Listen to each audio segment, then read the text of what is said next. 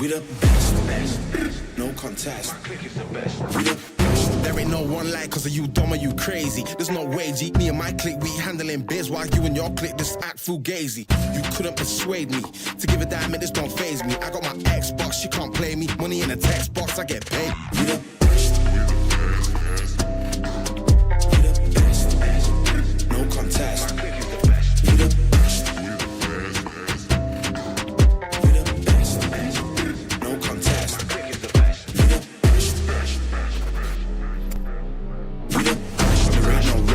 For the wicked, I'm bad and I'm blessed. Put it to the test. For the rest, there ain't no contest. So what's next? Got me leveling up, I'm obsessed. I bring the fire like I'm possessed. My personnel and my clique is the best. There ain't no contest. There ain't no one like, cause of you dumb or you crazy. There's no way, G. Me and my clique, we handling biz, while you and your clique just act fugazi. You couldn't persuade me to give a damn, it just don't faze me. I got my Xbox, she can't play me. Money in a text box, I get paid. We the best. We the best. The best, no contest. My clique is the best. We the best. We the best. We the best, no contest. My clique is the best. We the best. We the best. We the best, no contest. My clique is the best. We the best. We the best. We the best, no contest. My clique is the best. We the best.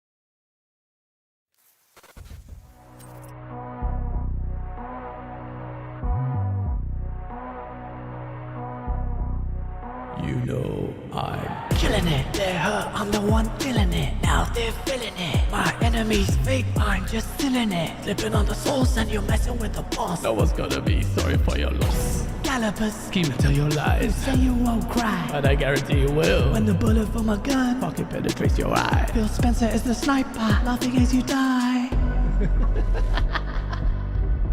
Fake gaming, wanna be gamer.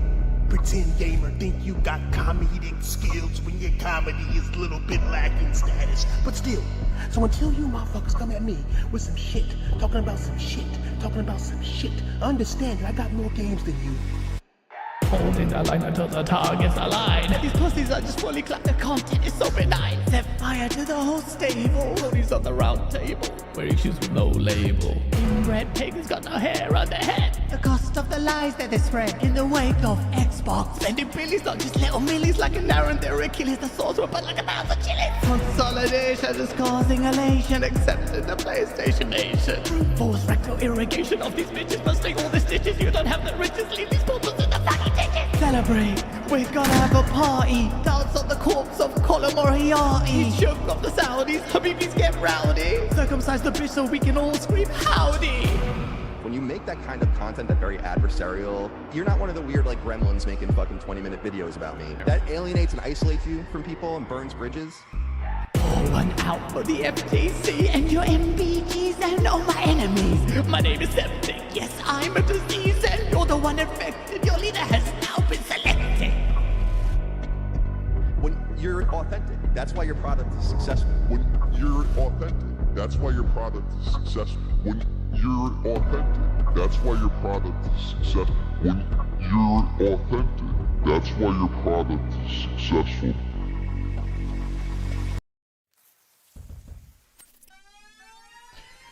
Yes! Ladies and gentlemen, welcome to Septic Sauce Live SSL. I just made it up right now on the spot. Whoa, let's play that again. Hello, SSL Live. Actually, I like the sound of that. I just made that up. SSL. I think the live thing does need some branding. I've just realized. Sounds like encryption, but yes. Actually, it does. So maybe not. Maybe not. That'd be terrible for SEO.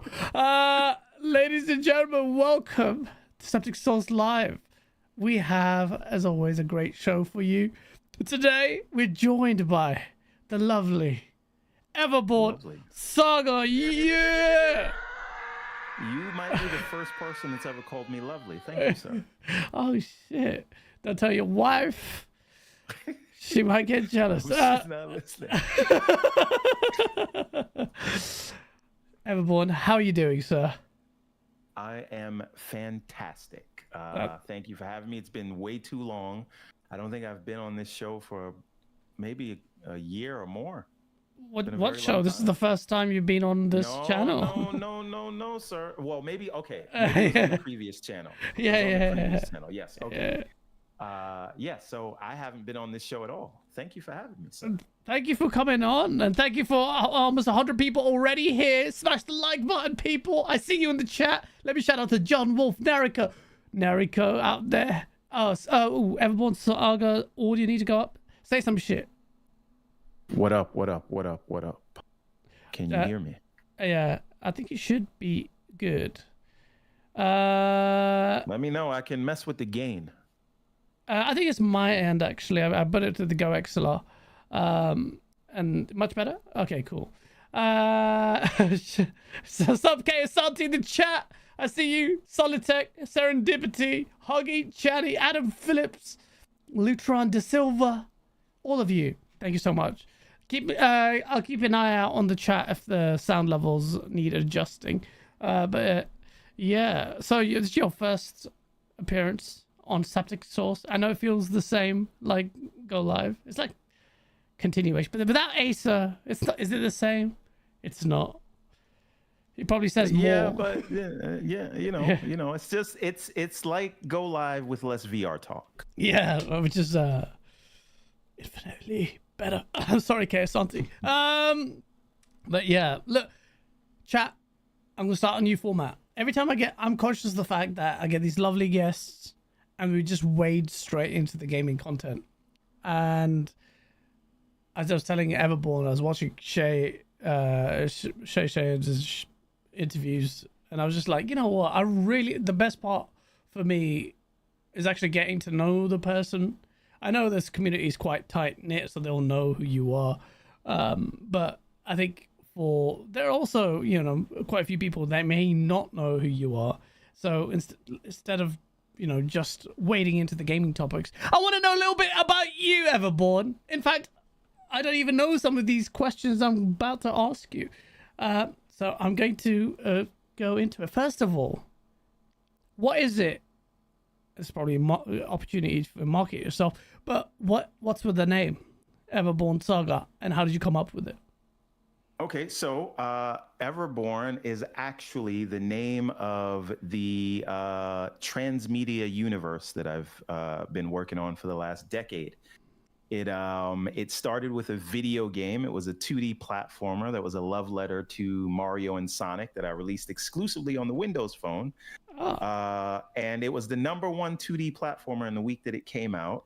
But then that son of a bitch, Satya Nadella, killed the Windows Phone. Yep. And we were planning a sequel.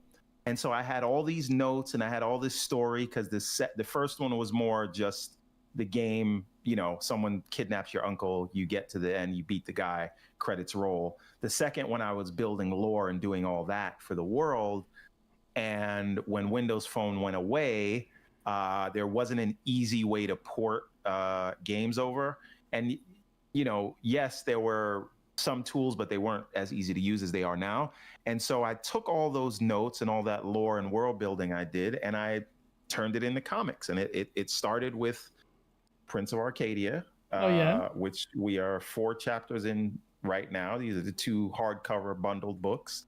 The first one came out in 2019, and then from there we launched Ariel's Adventure, which I've got, which is based on the game. And then we've got the Redlands. That's the next series that we launched. And in 2025, we are launching our 4th series, The Remnant. And all these books take place in the same universe, and they connect with each other, and there's crossovers. It's like a little cinematic universe we're building here. And we are working on more games. And right now, you may not know this, Gaz. Well, you do, because I've been hoarding myself around. Yeah. We have a Kickstarter going on right now for the 2nd installment of Ariel's Adventure. So Ariel's Adventure Chapter 2 is on Kickstarter right now, and that campaign is ending in about 2 or 3 days. I'm just linking it in the chat so you guys can see that. That's turned out to be a weird URL. Let me try that again. That's like an interim thing. There it is. Let me delete that so you don't get confused. There we go. Kickstarter. So yeah, there it is. Yes, and if anyone goes to there right now, just look at the campaign. We actually give you this book for free, so you can get the PDF, the digital version of this book, so that you don't go in blind, and you'll understand the level of quality that we. You got 5K pledges already from your 4.5K goal. Yeah. We hit the goal, but we're working on a stretch goal right now because, as I said, next year we're releasing The Remnant, and that's coming in a 2-parter hardcover like this. But part 1 is done. And so if we hit our stretch goal, we're going to do a limited print run, and everyone's going to get a free copy of part 1 of The Remnant. You'll have it very early because that's not coming out to the end of next year. All right. Well, everyone check out. What do people who like, what are the tiers? Because I was listening to you in the gym, and the outro section of Kay Asante's show, the Gaming Circle, took about 15 minutes of you whoring yourself on this Kickstarter project. Yes. And I was like, holy shit, I'm lifting weights. And I'm like, bro, he's still going. But the thing that got me interested was that I think Huggy, who's very generous, is pledged like the highest tier. And people who pledge the highest tier, and this is, I don't know how you're going to manage this, actually going to get introduced, I believe, or you're putting a limit on that. They get to introduce as characters in the comic? Yes. So we have three. There's two tiers of that. There's the immortal tier, and in that tier you will get your own cover as well as a character. But if you don't, and that's a one of one cover, only you get it, and it comes signed. So we had 3 slots of that. 2 of those are gone. Oh yeah. So there's only 1 slot left for that. But you will become a character in our mythos. So you guys might know Gamer MD from the community. He backed that tier in the last campaign, and this is his character, Ahura Khan. Huracan. Oh, she. Right. So we just did this page for him, and he has his own cover book, but he will be showing up in a future issue of the Redlands. Nice. And you might know Pixelbit G from the community. Yeah. He backed the Everborn tier, and that makes you a character. And so this is our thank you page, but he's actually shown up. Him and Kanmari have shown up in Ariel's Adventure Chapter 2. And they're not just walk-on rolls. If you scroll down, you're going to see a guy with fire coming out of his eyes. That's Pixelbit G. Actually, I've got... You're almost there. Keep going. It's the next page. Oh, did I? Keep scrolling. Wait, one second. Keep scrolling down. Well, let me switch it down here. It's under the purple page. So if you keep scrolling. I'm trying to keep... Let me know if chat can hear us, by the way.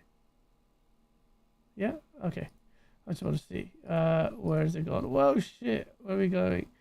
Bro, right there. Al Jazeera News, come up. All right. Right here. We're on a little bit of a delay. Yeah. So that's Pixelbit G. So you see he's not just like a walk-on character. He's got actual... That's Pixelbit G with the red eyes. Like he's yeah. This is so cool, man. The artwork is amazing. Yeah, this is also the longest book we've ever done. It's 72 pages just for a single chapter. You know, some people give you comic books and it's like 24 pages, like you fart and then the book's over. We give you a whole thing in a single chapter. And if you have the other books, like everything is leveled up from the colors to even the ink and the paper. I swear that's quality. your missus. That looks like your missus right there with a bow and arrow. Oh, that's because it is. It's based on her. I knew it, bro.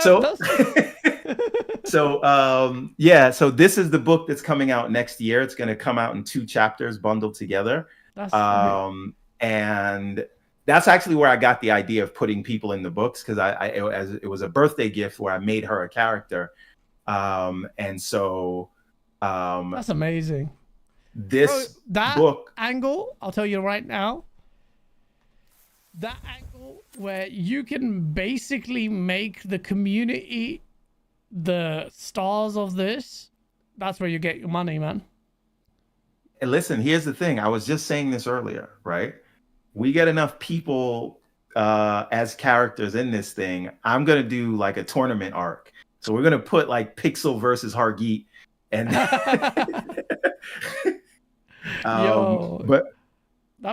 that's the thing. Like Ariel's Adventure is like a battle series. It is. He's got to go across the land, fight these different level enemies. He gets better every time. He brings people into the fold so he can be strong enough to fight Magnus at the end, who is the Everborn. So we named the whole series after the big bad. So check that out, man. Anything else you want to plug? Oh yeah, this is just, if you have the Redlands, this is our this is like a heist genre. And it's basically takes place on the eastern hemisphere of the continent. This is like the Africa, Middle East section of the world of our world. So you can think of Arcadia as like Europe. Nice. But and obviously they interact, but this is the other side. So this is about this young lady here. Her name's Isis Amun. She's a princess by day, but by night she is a member of Hamas. I mean, what? She's a bandit by night, and this is her crew. But they don't know that she's a princess because they hate the royals, and obviously the king doesn't know that she's a bandit. Okay. and who is trying to undermine him and take him down. And so she's leading that double life, and I promise you it will come crashing down on her. But you'll have to read to find out why. And then Prince of Arcadia is our sort of Game of Thrones style story. Is this guy's father is king. This guy's father was king. He wants the throne back. He's trying to prove himself that he should take over as next in line. So this is a lot of plots, politics, and war. This is like Ocean's 11 meets Robin Hood. And this is just shonen, Dragon Ball, My Hero Academia, all about the fights. Nice. So man. whichever genre you're into, we try to cover, and it all blends with each other. Oh, wicked, man. Well, best of luck with it, chat. I'm going to paste it again. Make sure you do check that out. This is a proper Kickstarter. It's not a little rinky-dink one. It's got some proper art and everything. So one more thing about it. The book's actually already done, right? It's already printed as well. So the day the campaign ends is when the books get to the warehouse. We're literally shipping them out this month. Oh, wicked, man. So this is more of a pre-order than a, what do you call it? Most Kickstarters don't do that. They have you wait until some undisclosed date. No, we're literally shipping out right away. And we'll be at Comic-Con this year, New York Comic-Con. So you can, because we have the books already, you can pick up your pledge literally if you'll be in New York Comic-Con. Right. Another thing that a lot of guys don't do, but we're doing it because we love you guys. No, definitely, man. That's a mad ratings for that. That's really good. Before we go, ask you a few more questions. KJ was being a member for 4 months now, rocking the purple skull. Shout out to you. Rambling, I'm going to park your super chat till later because that's we're going to talk about Starfield as well. Before we do, Everborn, I just want to say, what was your first gaming console?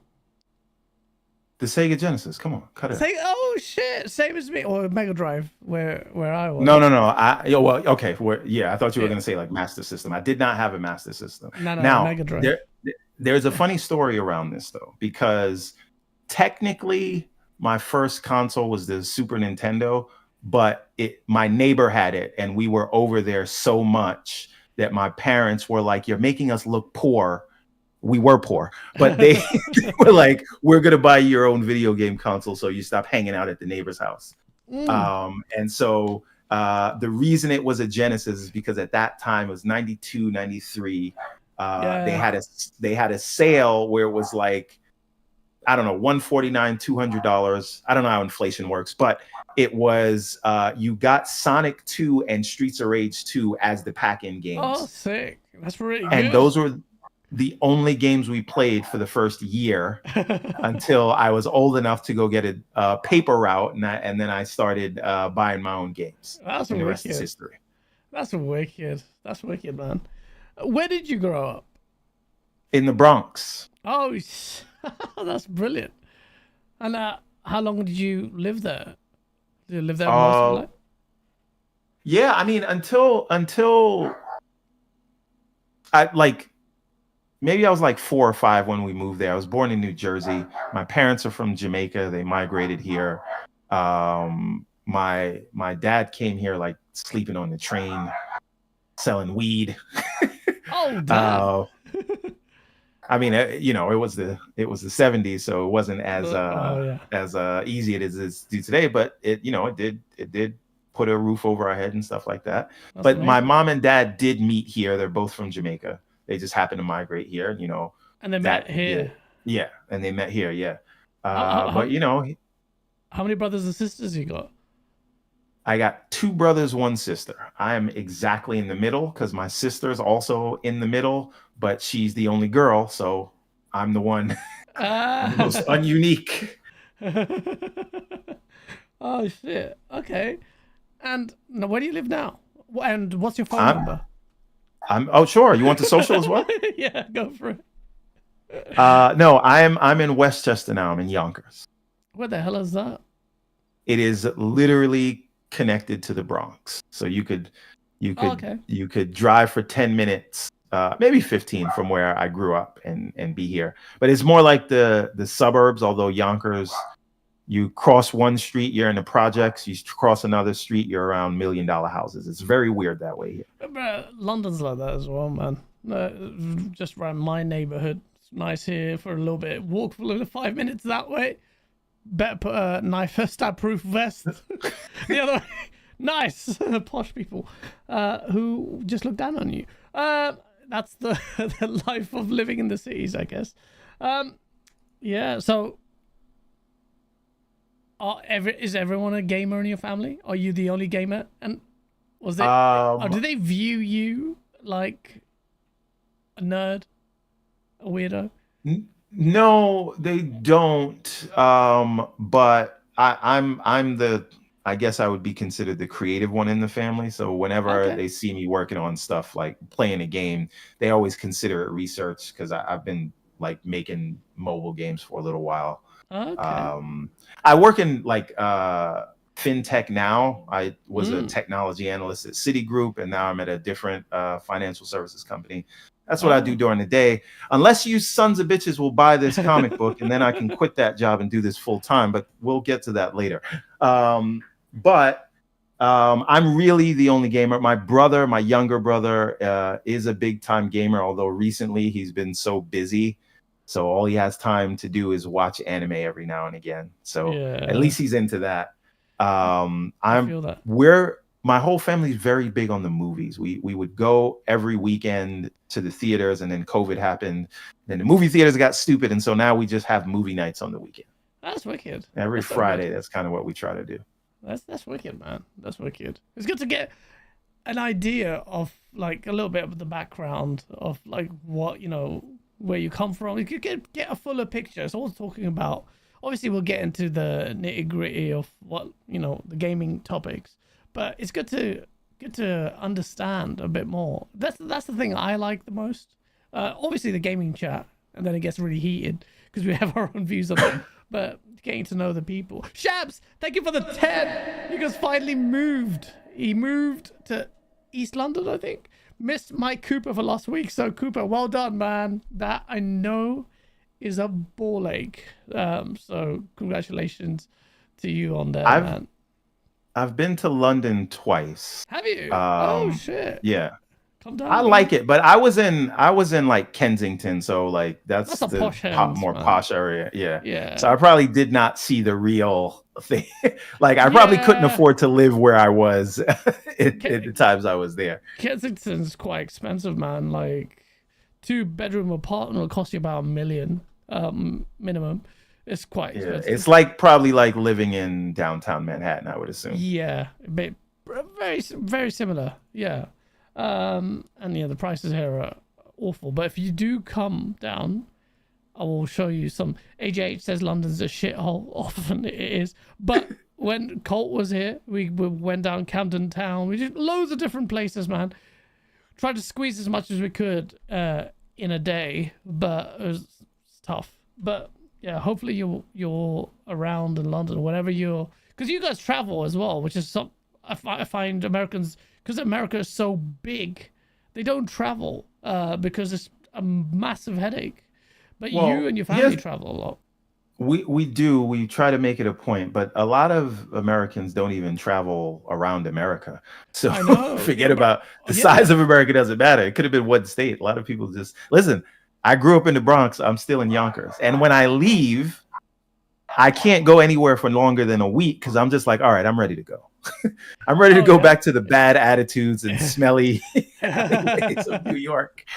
They're saying I seem loud over you. What's happening? I've changed it now. Nariko, let me know. I've amended it. I've got the slider here, so I'm just messing about with it. But let me know if it's all right. But we try to go someplace every year, and I try to do. We're trying to, but we got businesses to run. But we try to do one like family trip, and then another just kind of husband-wife trip, just to like balance life out.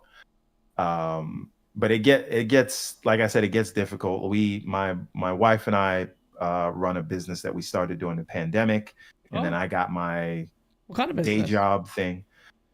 It's a daycare. Oh, that's amazing. That's wicked. Yeah. It's actually like, if I told you, man. How much money there is? Yeah, I'll start running. Yeah, there's a lot. Yes. Yeah. Yeah. Sometimes I think, is it worth me keeping my big software engineering job? Like I could just do this.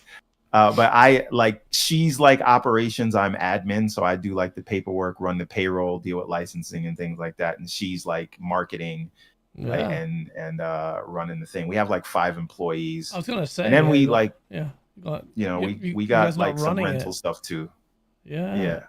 So you did it during COVID, where people locked down. Yeah, because what happens was I was working from home, because you work in tech, you can work from home. Yeah. But her job was just like, sorry, wait till they say you can go back to work. Yeah. And she had this idea, and it was like, okay, well, we went and bought like a multifamily house.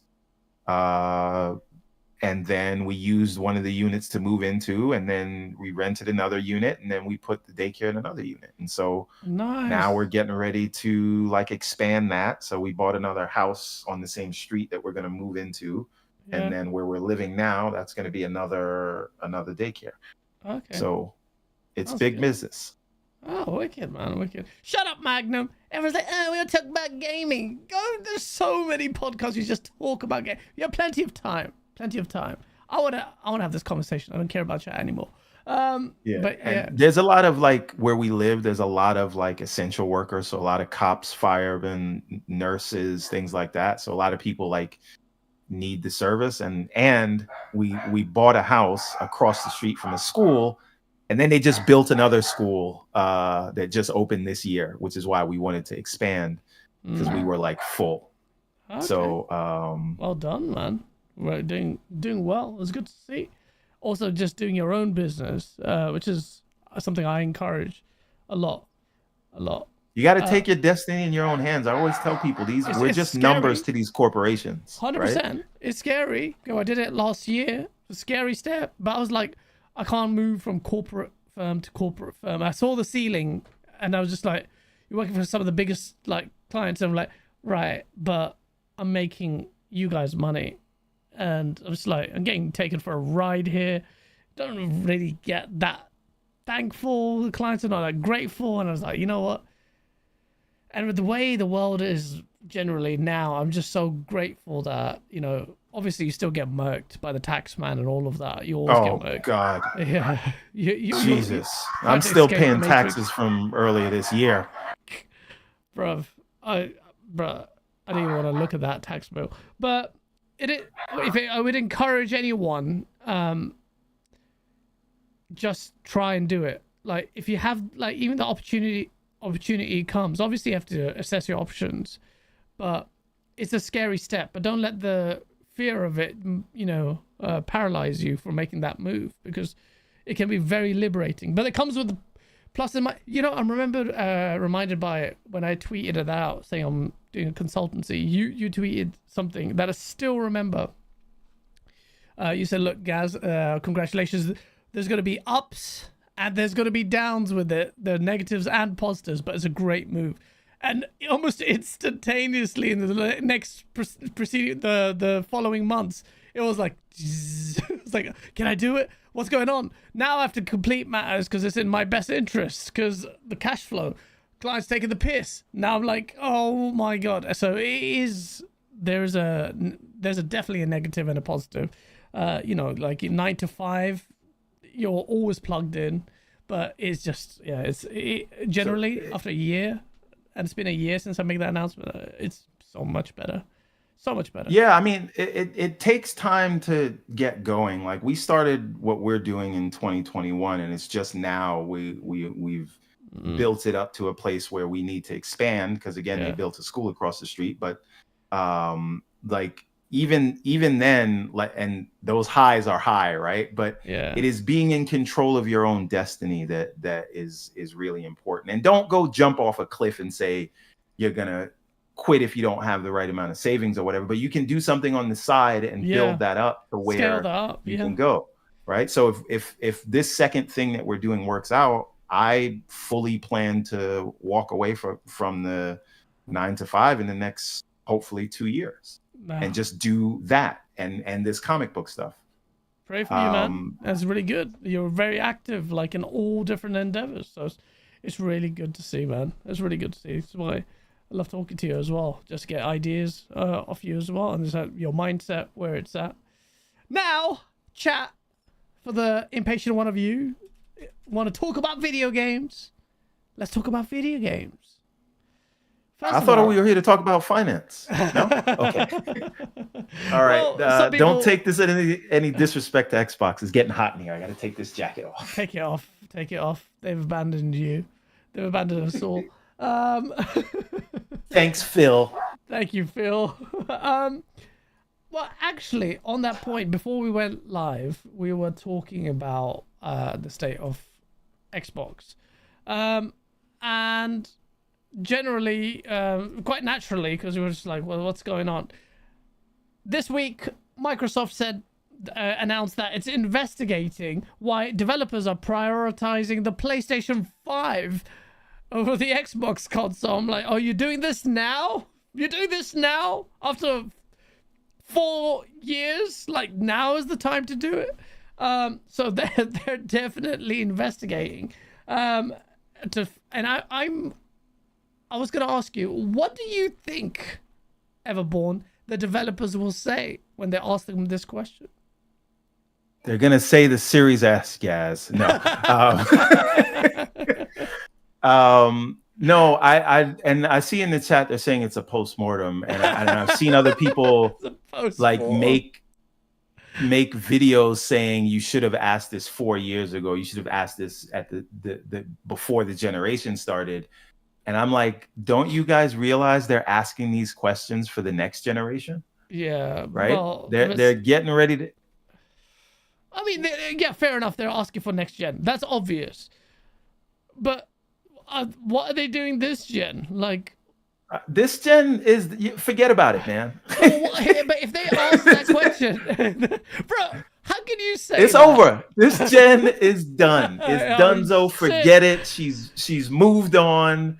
This generation has a new husband. Let this generation live its best life. Die again after the Xbox One generation that we barely said this is the Series X generation. Now you want it to die already? It's not about that. It's not about it dying. It's just like you have to accept reality for what it is. But to be fair, just to bring it back, I think this is a good thing, right? Because we can say that you should know what's going on, and why do you even need to ask these questions? And it seems tone deaf that you're asking the question. However, if I said to you, why was Baldur's Gate not on the Series S at launch, and why is Black Myth Wukong not on the Xbox at launch, or why did the Capcom Fighting Collection get a delay? Now you're gonna say, which is not untrue, you're gonna say, well, there's trouble optimizing for two things, split memory, whatever. But what are the specifics of that? And I think that's what they're trying to understand. So, there's specific tools that people are having issues with, right? There's the way the hardware is set up is what they're having issues with. So they're just asking to understand from a tool set perspective, what makes it more difficult to publish on this platform, because they want to ease those pain points. And they should be asking those questions. Now, should they have figured this out from the beginning? Sure, but they didn't. And so we're here now. Well, what do you think the answer is going to be? Like, if what do you think the answer is? What the developers are going to say? I think the answers are going to be a lot more esoteric than we think in the public, because we're not using the GDK, right? So what in the GDK makes it difficult to port to this platform, right? Mm-hmm. The low-hanging fruit is you have us optimizing for 2 boxes while the competitor who sells more than you and will make more money there, has us only optimizing for one. But now they're Do you think that's the primary two, reason? Do you think that's the primary No, I don't. I think there's a lot of things going on. I think they've expanded really fast. I think they're trying to get all their ducks in a row. I think there's integration issues between the different studios and them talking to each other. I think as a developer, there's it's not as easy to get a hold of someone.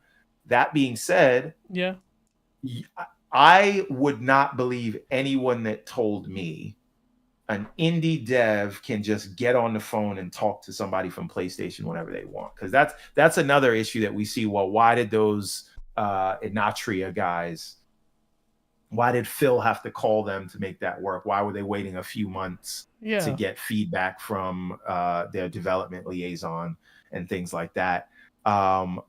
I just think that because Xbox is very kumbaya and there's not going to be any retaliation or whatever, that people feel more comfortable voicing things about Xbox than they do about the other platforms. And you can read that in any way you want. I'm not saying that in any sort of judgmental way, but you can't tell me it's easy to port things to the Switch. I'm sure it's a headache, but people do it because they want access to 100 million people, 150 million at this point, right? And I don't know that developers necessarily feel very comfortable voicing negative things about Sony because you don't want to ruin that relationship with them. But if you say something about Xbox, nobody's going to do anything. Phil's going to call you on the phone and apologize. So are you blaming a little bit of that? Absolutely not. Not at all. I'm not blaming. I'm not. Nope.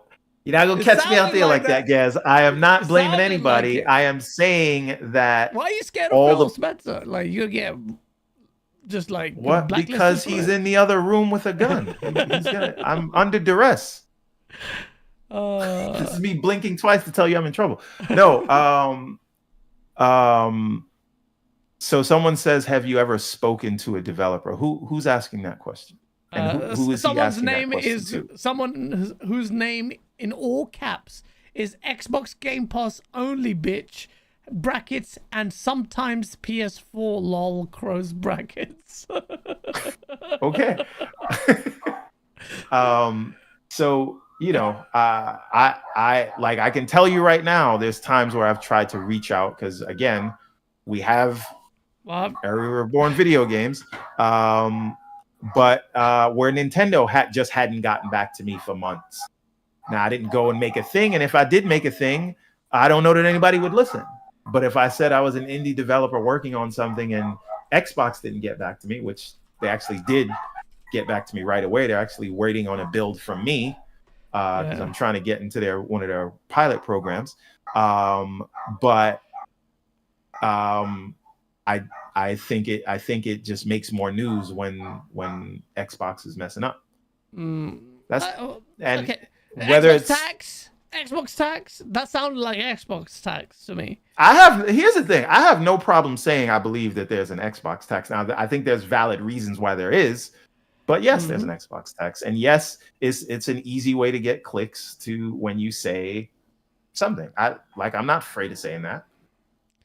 I agree with you. There's I was saying this last week where I was trying to, I used to laugh at it, and I was just like, because there is a terrible habit in the Xbox community generally. I think that to play the victim quite a lot, and not you, but there's always like this blaming this boogeyman about, this is why Xbox is doing so well. Jason Schreier sucks, and the media bias and all of that, and the elements of that are true, and I find it really hard to even deny that. I mean, we recently had Jeff Keighley doing all sorts of like twerking for PlayStation, which was hilarious. Tweaking and twerking. Yeah, he was twerking mad. But it is what it is.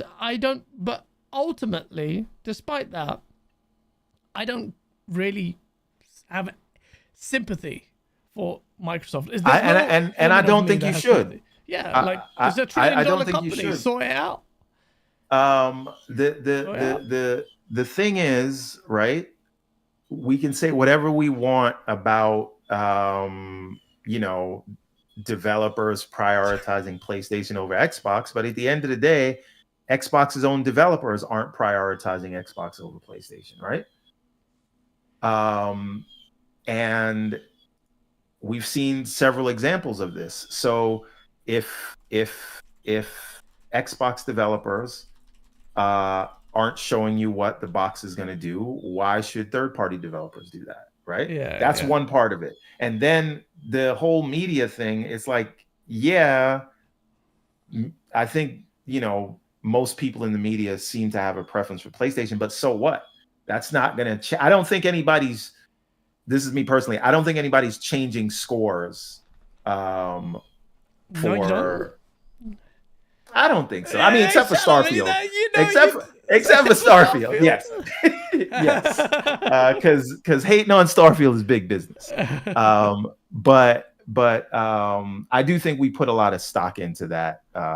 And there's a lot of letting Xbox off the hook for things that they are in control of. There are certain things they're not in control of, but it's their job to win the hearts and minds. Absolutely. I agree with you. And on that note, we had Starfield Shattered Space DLC. And I saw a YouTuber that made a tweet or maybe a video basically saying, look, he played Shattered Space and then he accidentally ended up completing the game and said the game was crap. The DLC was crap. Who's this, Matty Plays? Nah, not Matty Plays. It was Boom took a issue with him and then he retweeted it out, and I was just like, God, like, no one is allowed to not like the game. Like, it's not like they even had issues with the points that he made. Like, they just, so I've played, just started playing yesterday, and it was alright. It started off alright. Have you played Shattered Space, the DLC? No, that's why you won't catch me saying anybody that loves it or hates it is wrong. Yeah, I do think that's a weird thing. There's a lot of people that's like, you reviewed it. I don't have access to it yet. You played it and you said you don't like it. You must have an agenda. But I'm like, how do you know? You didn't play the game yet. Exactly. Right? But also, like, the Metacritic, it's only got 10 reviews for some reason. And there's a 57 Metacritic. Someone in chat says, Matty Plays sucks now. Let me guess. Matty Plays was not keen on the DLC? Because I know a few people were playing it. He hated it. Matty Plays it. I mean, I played it. There was a really nice spectacle at the start. But the thing for me is, having played Cyberpunk, going back to Starfield seems generally like such an inferior experience. I know, like, that's not a like-for-like comparison, I guess, in a way, although sometimes it does feel like you can compare it. I feel very different about that. I loved Starfield on my initial playthrough. I enjoyed the game. I enjoyed the game. I thought it was really good. you had a very good and well thought out review of it. I just don't think, when I play Cyberpunk, I don't really compare it to Starfield. And I dug the vibe because I read a lot of sci-fi. I'm into the 2001: A Space Odyssey. I'm into the Isaac Asimov stuff. I'm into the Foundation, things like that. And so to me, it just hit all the right notes. And so, I'll give Shattered Space a try when I have time. But that's another issue about the issues that it's having on the Xbox PC launcher, because the Xbox PC app is dog water. But again, we will talk about that later. So to me, I think Starfield is either going to work with you or it's not. Yeah. And is it? And there's a lot of people wanting the game to be something else. And I never really went into the game thinking it needs to be No Man's Sky, right? I didn't think. I never went into it. Oh, you mean the general game, base game? Yeah. So to me, like, because there's a loading screen when you land on a planet, who cares? So, like, I know some people feel like that takes you out of the immersion. Bro, this game made me realize how many. Like, I forgot about the loading screen stuff. I went to play the DLC, but before I did the DLC, I said, let me finish off the Crimson Fleet side quest, which is really good, actually. Finally completed that. But the bro, every time I see that loading screen, they're not that long, but there's there, and it's just like, it's so much. I was like, stop, and it is immersion breaking, man. Like, I know you didn't want the No Man's Sky bit, but if you tackle space and that kind of element of it, there's a big part of that continuity that you really want. I'm not gonna go do a retread of my criticisms against Starfield, because that was this is Nobody had that issue with Mass Effect. There's no like seamlessly transitioning into planets. Very with Mass different Effect. type of game though, because you're going But- with this but- NASA punk style but- game with the base building and all Right. of that live stuff, But millions of but planets. Starfield is a very different kind of game from No Man's Sky. No, but the way It's they pitched complete- that game is different. It's like you could be, come on, man. Todd Howard loves to sweet, like he sings these sweet lies into your ears. He definitely took me on for a ride. I mean, I'm not a huge Bethesda fan, like not mega fan. Like I play their Fallout games and I'm not wildly enamored with them. So I was really, because anything with space, I took it at face value what you were saying, and I feel like after that, after Starfield, I'm like. I get it now. I get the skepticism now about Todd Howard. Like, it was a good game, but I just felt like it was missold the grandeur of it. And the DLC for me wasn't bad. But I haven't finished it. Started it. It looks cool visually. It has 60 frames now. I played it at 30 FPS. 60 FPS. Oh, you played it on the Xbox. I'm playing it on the Xbox, yeah. I'm playing on the Series X. I see. And it's got the 60 FPS mode. Oh yeah, you're on a 4090, so the loading and all that shit doesn't even matter to you. Bougie little. Listen, for us peasants, yeah, who are still playing on the box, I will get the 5090 when it's out. But this, they got the 60 FPS mode. I don't know how they've made it work, because it works great. It looks so nice. Does it look any worse? I couldn't really notice a massive degradation in visual quality. And I thought that because of the lighting method that they've employed, that, and this is what Asa was telling me at the time, like, this is why they would have to make a sacrifice. And I said, fine, because I love the lighting. The lighting makes this game look as nice as it does. But when, on the 60 FPS mode, going through the cities, it's really nice. I thought it was really nice. I thought, like, where's the hit? Like, I know I haven't played it in a while, but I was like, Deadpool says it looks significantly worse than 60 FPS. Maybe I need to compare it, but I didn't. I was expecting a lot worse, but I didn't. See, like me, Gaz, I think you're growing into your old man eyes, because most of these things that people tell me 1440p, 4K, I can't see it, right? So it could just be that you're getting old. I mean, there are some games like that.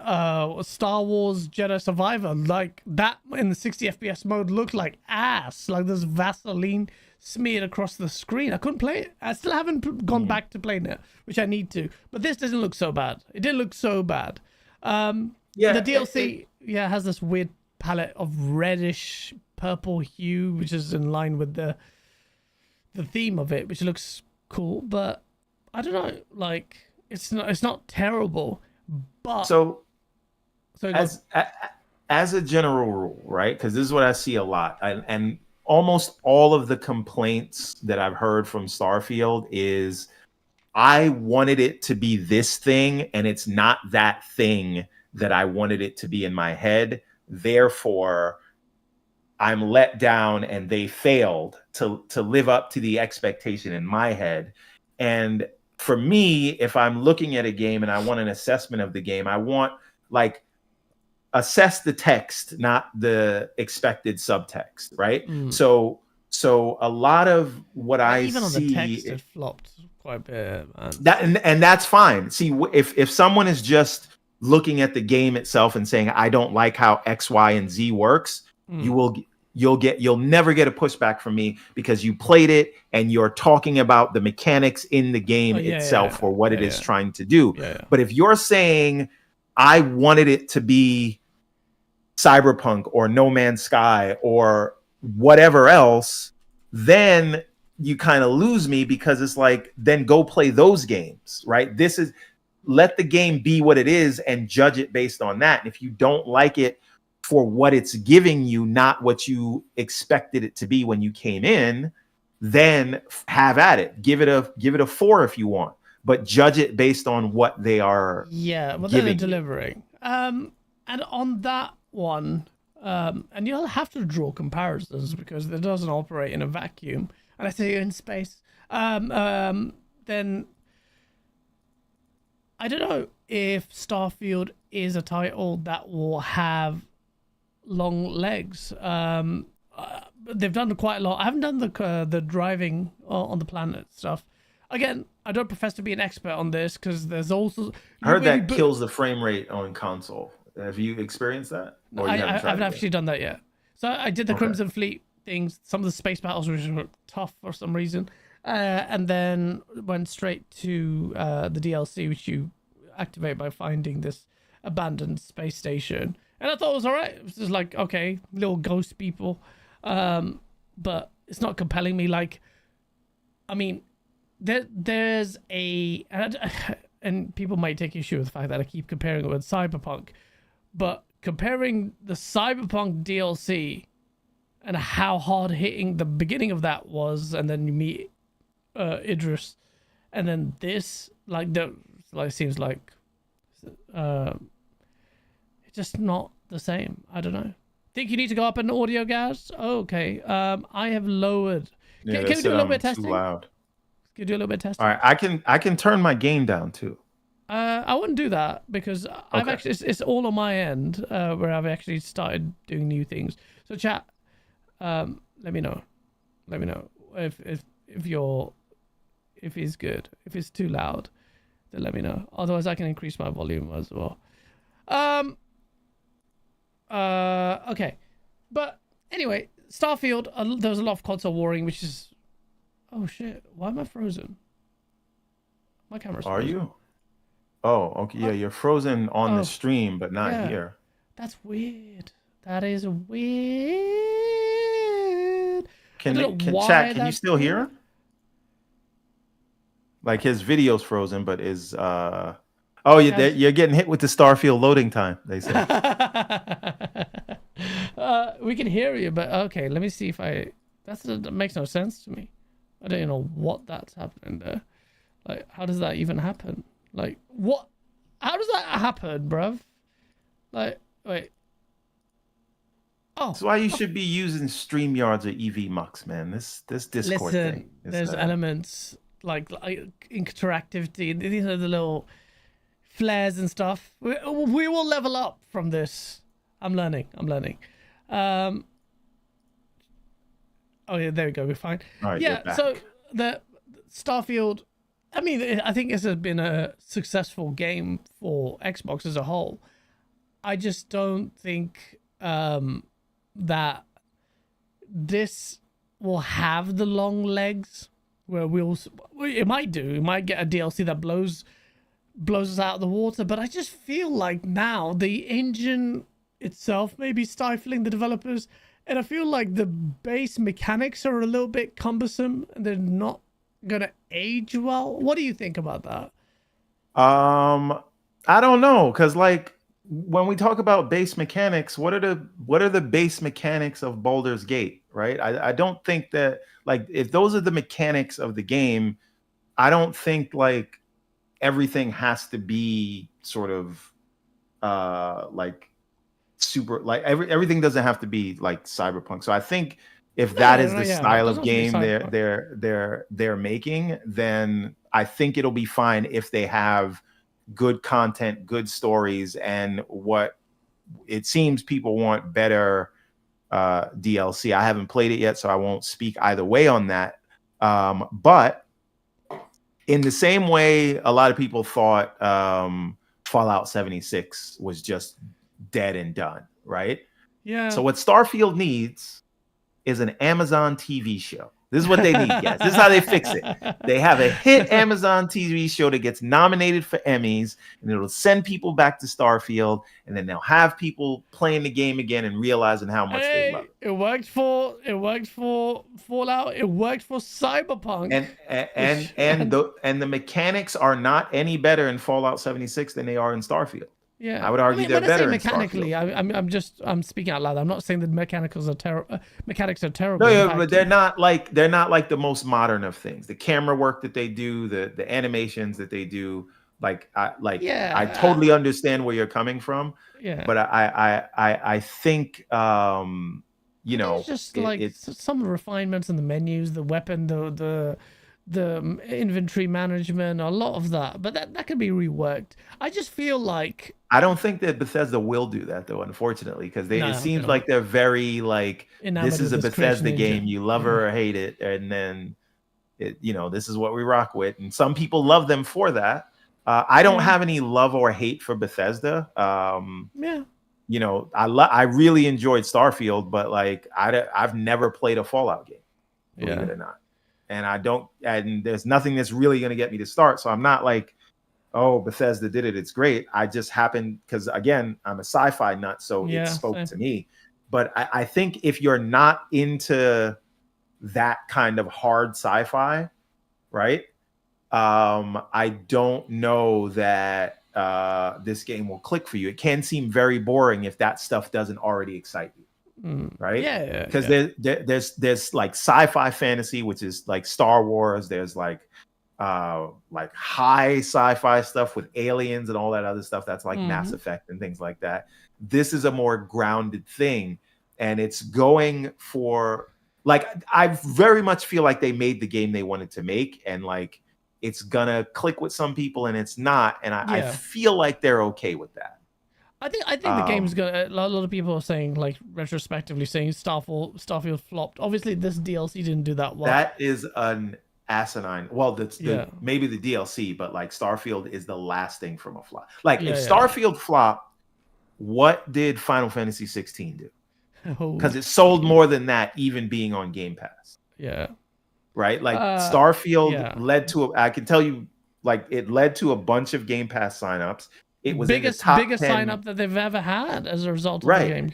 And it was in the top 10 highest sold games of 2023, even though it was in Game Pass. And it was in the top 10, which was an unordered list of Steam games. Sales wise, late last year. Yeah, you did. That is what I don't know. It had nearly 300,000 concurrents, if not more. This is not how you would describe a flop. I can point flops to you, but then it's going to sound like I'm console warring, and I'm not. I'm just saying we have to speak in reality. Now your feelings could tell you don't like what the game offered you, so you want to call it a flop, but the game was not a flop. No, it wasn't. So if we want to badmouth it, that's fine, but let's just live in the realms of reality. Yeah, absolutely. I don't think and let's see how long its space legs are. For Shattered Space. I think people will come around to it when it comes to PlayStation. That's when people will magically find 100%. The beauty in the game. Bro, I heard it for nearly a decade about how crap Sea of Thieves was, and yet this 6-year-old game dominated the PlayStation charts. Leo Lion, I see you in the chat. Don't say nah, you will play it secretly. And you will enjoy it. Surprise, surprise. What I really liked in the DLC was this bit where you turn off the gravity on and off, and it's just all the physics-based stuff that a lot of people, some people are like, why does it need to do all of that? I thought, of course it does, and it looked really nice. Just the abundance of physics stuff. It was really good. Black Cobra with the $2 goes cough cough Concord cough. Flop. That is a flop. Rambling Entertained with a 5. He goes, my biggest problem with Starfield is the over-reliance of mods filling in for them and turning on a single-player game into a service one. But it's not a service game by any means, and it's fully single-player, and most people have not used those mods. So what are we... I don't know about the service thing. because of the DLC? Like, what's making it? It's got a fully fledged single player campaign, loads of content. Like the side mission alone is huge for just like one of the Crimson Fleet ones. There's loads like that. I don't think it's a service based game. There were no microtransaction in the game until they opened up Creation Club, which is other people selling you content. So like it is the furthest thing from a what we would consider a service game. A typical service game. Yeah, I don't think I agree with that. But that was Starfield Shattered Space. Before we talk about other things, did you see this thing about Halo getting a third person mode? And a lot of people were really animated about it. Colt Eastwood actually was saying it for ages. Get a third-person mode in Halo Infinite, and it's campaign mode, because it just looks so nice, especially when we pick up the turrets. This goes into third person. But he was like, this could look so good and so much fun in third person. I obviously am a Halo old school diehard, but I saw some people like, oh, this goes against the spirit of Halo. Deadly Headley was saying that, and I found the conversation interesting. But I think it looks nice. I think it looks cool. I've spent so much money on this game. It's nice to actually see for me to see my armor other than my hands in the game. I think that's the biggest part of it, right? Like now, I think it's a separate conversation to say should there be a third person mode in campaign, and I think the answer is no. I don't know that I would like that, and I think that would change the game. Although I'm not against a spin-off Halo game. Wait, why do you think that would change the game in single player, bro? I'm coming to that. Yeah, okay. To your point about wanting to see your cosmetics, the only progression in this game is geared towards you getting cosmetics, right? You're not getting special moves. You're not getting exotic weapons that other people don't have. Yeah. It is just you play the game, you get your points, you buy your armor.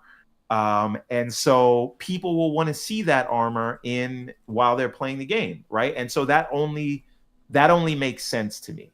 Yeah. My issue is in the main campaign, I thought it was very cinematic. I thought the cutscenes were nice. I thought that when they do the pullbacks, those are nice. But I don't want the campaign to feel like I'm playing Fortnite, where there's just a camera bolted on to the back of Master Chief, because that's not the way the game was designed. There's a lot of intricate camera work and extra animations than just taking the large steps running that you see in a multiplayer thing where it is acceptable, right? There is a difference between the way a Uncharted or Lara Croft game is designed versus the way Indiana Jones is designed. So if you're gonna go third person, I don't want you to half-ass it and bolt it on as a mode in the main campaign, because I actually really enjoyed that. Was one of my favorite campaigns, Halo Infinite. The problem with it is that they just ended it and we're never gonna find out what happened next. But whatever. But I would rather, if you're gonna take it third person, or you're gonna have I'd rather it be a spinoff, because I think Master Chief and mainline Halo games should be first person, just like Final Fantasy mainline numbered games should be turn-based. But whatever. I knew it was coming. We don't want a Final Fantasy May Cry situation with Halo. So I think do a spinoff. Maybe Spartan Locke has a third person game, and it's designed from the ground up as third person. I think it works as a toggle. Man. That's actually a think sick about shout. it, right? That looks. I would buy an Agent Locke, because I think Agent Locke got done dirty in Halo 5. But Agent Locke third person spin-off title, because his armor actually looks sick as well. With his team, that could be something really that could like capture quite a lot of source, bro. This is what I'm saying. So to me, what you want to do in the campaign is allow people to bring their armor from the multiplayer into the campaign. And I think there should be a PvE mode where you can go and do raids in the campaign map, because the campaign map is large. Huge, there's a lot of things going on there. And if you could go with a squad and go and do like sort of dungeon raids kind of thing, I think that would be good. And does that make it Destiny? Maybe, but so what? Destiny is just, I mean, to be honest, Halo with an MMO. So I mean, yeah, exactly. It's like a half-assed MMO. You know, a lot of people talking about. By the way, shout out to Hoggy with the $5 super chat. He goes, "I have deemed that ponies will henceforth and forever be known as Concord Pissers. Pissers being a take on PSSR and what Digital Foundry code names them. Hoggy, you going crazy. I see the clips out there. You're going crazy. Hang around with some crazy people saying crazy things." But keep doing it. I'm actually very excited to design Hargeet's character. Is it? We'll see how that goes. Yeah, it's got to be riding a pony or something, because PlayStation hate defines his character now. I love it. Using his villain arc. Or scorned. He's going to be a war general in the story. We have a character for him. So. Oh, that's going to be brilliant. I can't wait to see the design of Hargeet. You can do so much. But you have to put okay, this is going to be a tricky one. Are you going to keep his turban? You have to. You can't remove it. That is entirely up to him. Hoggy. We design it. We work with the people to design it. So we're going to come up with some designs, and then that's good. We'll show it to him, and then he'll give us notes, and then we'll come back. It's like Sweet Baby Inc. Yeah, like little consultation. Yeah, he's going to have a huge chin. Oh man, yo, that's gonna be brilliant. I can't wait to see the Hargeet design. It's gonna be brilliant. And I'm telling you, the future of this is when it evolves, where you are telling stories of the community members. Everyone's gonna buy it. I'm telling you. Tournament arc, man. Tournament arc. It would be amazing. It would be amazing. I don't mind a Halo. It looked nice actually. I'll try and pull it up if I can. Here's a question for you guys. You play a lot of Halo multiplayer. Yeah, would it work at all if it's a toggle in a game, or do you have to go in an all third-person game or an all first-person? I don't think that toggle makes sense. I would say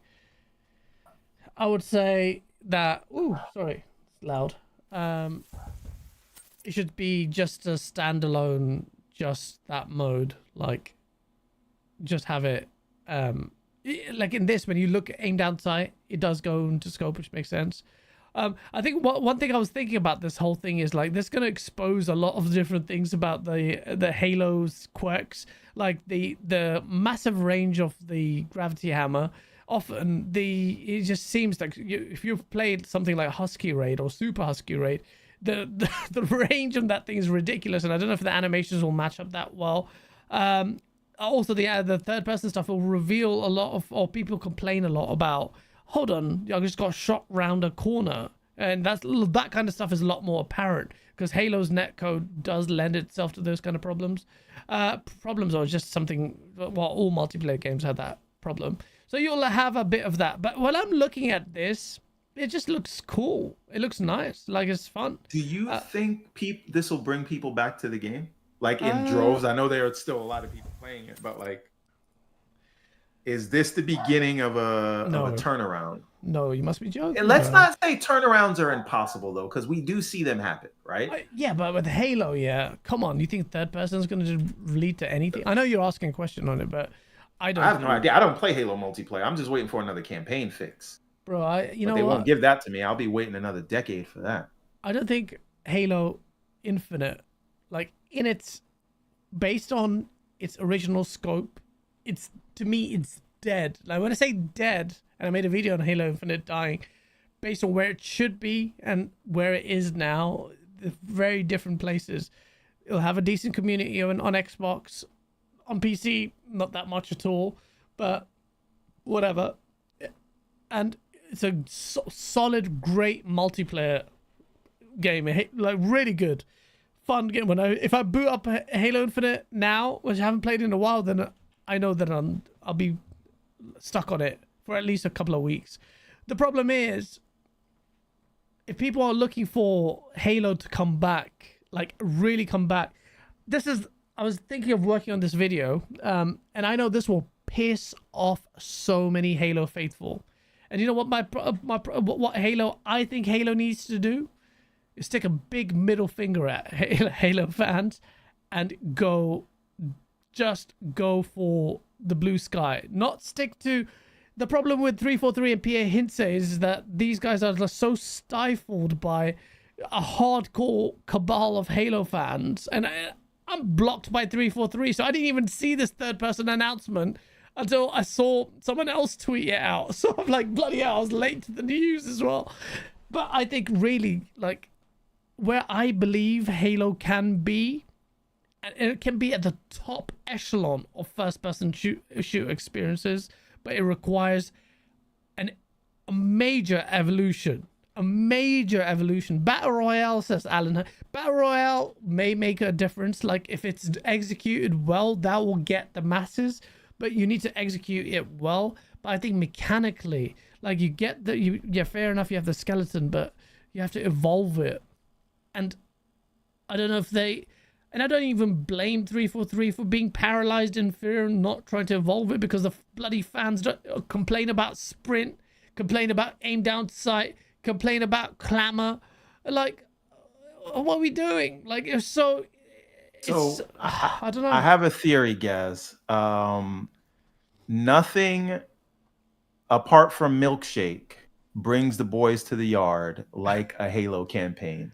Yeah. And if they put out another campaign, whether it's a large, significant DLC or some sort of story content, you will literally bring back millions of people. And now you have the content to meet them. You didn't have that before, and that's why they didn't stay. So why they won't do that is the most annoying thing to me as a huge Halo lore and campaign person. Like, I agree with that. You will. I guarantee you they'll have at least 2 to 5 million people come back and play more story, because people care about that. And then you have the Forge now. You have this third person mode now. You have all these other things. The content will keep them there. Just give us a story. You had all these audio logs in the main campaign. Tell us what's happening, bro. It's so dumb. You hit the nail on the head there. Like, I don't like, and I'm not gonna beat a dead horse here, or pony, but I was disappointed because Slipspace presented itself. Again, I know this is a retread of my complaints for years, but Slipspace presented a raw visual fidelity, and they did not deliver. What we got with this engine is whatever. But I can deal with it because I have no choice, but also because of the scope of this. If they said to me, 343, we're still using this engine, I said, great. To deliver single player content, you can still do it, because there's so much you can do. I followed so many podcasts. You can open up another part of the ring, right? Yeah, and then like the what's it called? The race that didn't even show you, basically the Flood 2.0. What are they called? The Endless. We didn't even see anything about that. I couldn't believe it, bro. Like, I just like, to me, it boggles my mind. But now we're hearing about it going to Unreal Engine 5, and I'm excited about that in many ways. I don't think it's necessary, because you did all this groundwork on this engine, which doesn't look technically capable, I'll be honest. But if it means sacrificing for a good story which you can tell at scale, at that point I'll accept it. But so here's the thing. I don't know, I'm torn between the two. If they're not going to do anything campaign-wise, even though I think they should, and it would bring people back, but what the hell do I know, right? I think you let 343 continue to work on Halo's multiplayer offering that is infinite, and then you farm out stories and campaigns in different genres to other guys. And you can do that with your internal studios. Imagine if id made a Halo. Everyone keeps saying that, and that would be amazing. Doesn't have to be mainline Halo. No, it doesn't, right? Treyarch could make you a Halo game. Yeah. Right? I would love that.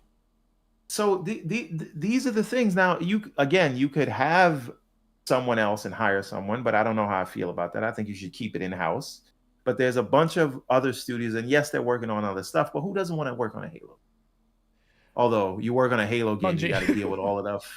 You got to deal with all of us lunatics. Listen, yeah, that's true. Bungie might have to work on a Halo game pretty soon. So I think the best way to Halo evolve is exactly what you're saying. that will release the pressure. Now you've got a bunch of Halo faithful they can cry because you've got other studios doing their takes on it. Play Infinite. Yeah, Halo play faithful Infinite. can continue to play Infinite. Exactly. Or Halo 1 because some faithful go really far back. But you've got Halo Infinite. Let the other studios actually tackle Halo, because I do believe that if another studio is doing it, or maybe the first one will have a lot of like the hardcore, like, oh, what are you doing? But then after a while, or if you announce multiple projects between different studios, I think that would be amazing. It's like the Animatrix did to the Matrix story. That was amazing. Animatrix is so underrated still, in my opinion, and they're so beautiful. You got all these incredible stories being told in the Matrix universe by all these talented anime outfits or whatever, like art houses, and I want to see Halo do that. Everyone's like looking at Pierre at 343, and I'm like, okay, like when are we gonna see that? Like, and how long is it gonna take? And I don't know. I mean, Pierre did like get Forge under control, and he is putting out this third person mode. I think he's doing good work within but that is technical the confines. Side of things, bro. The big source comes in the creative element of it. Can you rally a team to tell a cogent, compelling story? I don't even know what that means now. People say, let's do a reboot. And I'm like, are you kidding me? A reboot again? Like, of what? Well, let me ask you a question. What if they redid Combat Evolved in third person? Allow that. That's so shit. So shit. And I'm a big Halo fan. Halo Combat Evolved is my top 5, maybe top 3 of all time, maybe number 1. And I don't want that. I want to see this thing evolve in my head. I see such an incredible story. You could evolve. You know what? Part of me, Everborn, was to just sit. If I wasn't like busy as hell, I can't even make YouTube videos on time. But I really see like Unreal Engine 5, and I'm looking at these courses, and I'm like, I reckon I could learn UE5. It's getting so powerful with AI tools, and UE5 looks so different. For part of me, like maybe in a few years, maybe 5-10 years, if I'm more financially stable, I'd really do something in the gaming space. I feel like otherwise, what's the legacy I'll leave? Because I feel confident in my abilities to learn that stuff, but I'm keep looking at 343 to do Halo justice. I'm not saying I'm gonna make a Halo game, but I'm saying, like, I don't know. I feel like there's so much you could do with Halo, and you bastardize the shit out of it by having Bonnie Ross take a gigantic shit on that franchise because of your desire to have your legacy, and you're just so, your heart was in the wrong place. It's for years, you know, people have been saying Bonnie Ross is the problem. Now they've said it. I'm just so annoyed at it, and I don't know. Either way, it's like a divorced man talking about his ex, but the Halo is always going to be something I will always be excited about. The moment they announce the next Halo, and you know, the name or whatever, it's going to be crazy. I'm going to be making videos about it, talking about where the lore is going, because before Halo Infinite came out, as soon as you hear the choir, you're going to be back in it. You could be as mad as you want, and everyone knows this, right? Like, so I just, anyway, whatever. We can go on about this forever. I need a new campaign. You need the franchise to be back.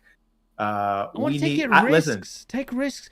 Also, look nice. I know people like visuals, guys. You're such a visuals, graphics whore, but Halo was the apex. It represented something. See, before the show started, chat, me, Everborn, unprompted, in some diatribe, was going straight into what he has issues with Xbox. And it was so good. I wish that we were live when we were talking about it. But you were talking about, you just don't get Xbox at the moment. And I know the chat's going to be crying about it, but I want to make this a subtopic because it's really, really interesting to hear your thoughts on it. Because I think you are where I am. Where, generally across the board, by the way. It's not copium. I'm just not. Nothing is invigorating me from PlayStation to Nintendo, wherever they do. And one day we'll see what's happening. But with Xbox, like, doesn't it not feel like it's like in this weird limbo situation? We don't like what's happening to the identity. I think ever since this third party thing, a lot of people say, Gaz, you're a console warrior fanboy. But if you ask Rand to Jez to everyone, they genuinely feel like but Xbox's vision is, or the spirit of the community is waned. On that point, sorry, RRD with a Canadian $2 super chat goes, please talk to Mag about going full pony on Mooch's podcast. I do not control this man, bruv. He is Colt Eastwood's co-host. I will say, though, Mag, don't hate me for this. Bruv, you have some mad energy on Mooch's podcast compared to when you were on freaking Colt's podcast, because I've seen the clip where you're like, I can't wait to play Indiana Jones. It's going to be what you know. I'm not going to wait for it. I'm going to play it on my Xbox on Game Pass. Now you're saying I'm going to play it on. I'm going to wait. I'm not playing on it. Xbox is dead and it's shitting the bed. That's the co-host of Xbox Newscast, XNC. It's but Mag is, I believe, sincere, and he has strong views, and let him have them. I just feel like it's quite funny. I saw the observation, but is he wrong to feel that way? Because I know for a fact, doesn't matter how much, other than the hardcore blinkered, enamored with the Xbox brand, who still do this, who are very few now. Most, I think, feel like deflated. Like the brand identity is not there. I mean, just firstly on Mag, very close friend of mine, Mag. We're former co-podcast mates on Prime Time with Boom.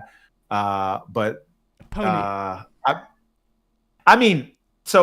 Mag is a very genuine guy, and yeah, he is also Pony Master 420. How do you know he wasn't in character when he was saying that? You don't know. Right? That could have been for one of his skits coming up. So let's just, cut the man some slack. But, I think at a certain point, right, you have to ask yourself, is it everyone or is it them? Right? Now, people are going to have different extremes, right? So we can look at, Tim Dog's, transformation. We could look at Tim Dog's D-Batch. transformation. Oh, wait, can we comment?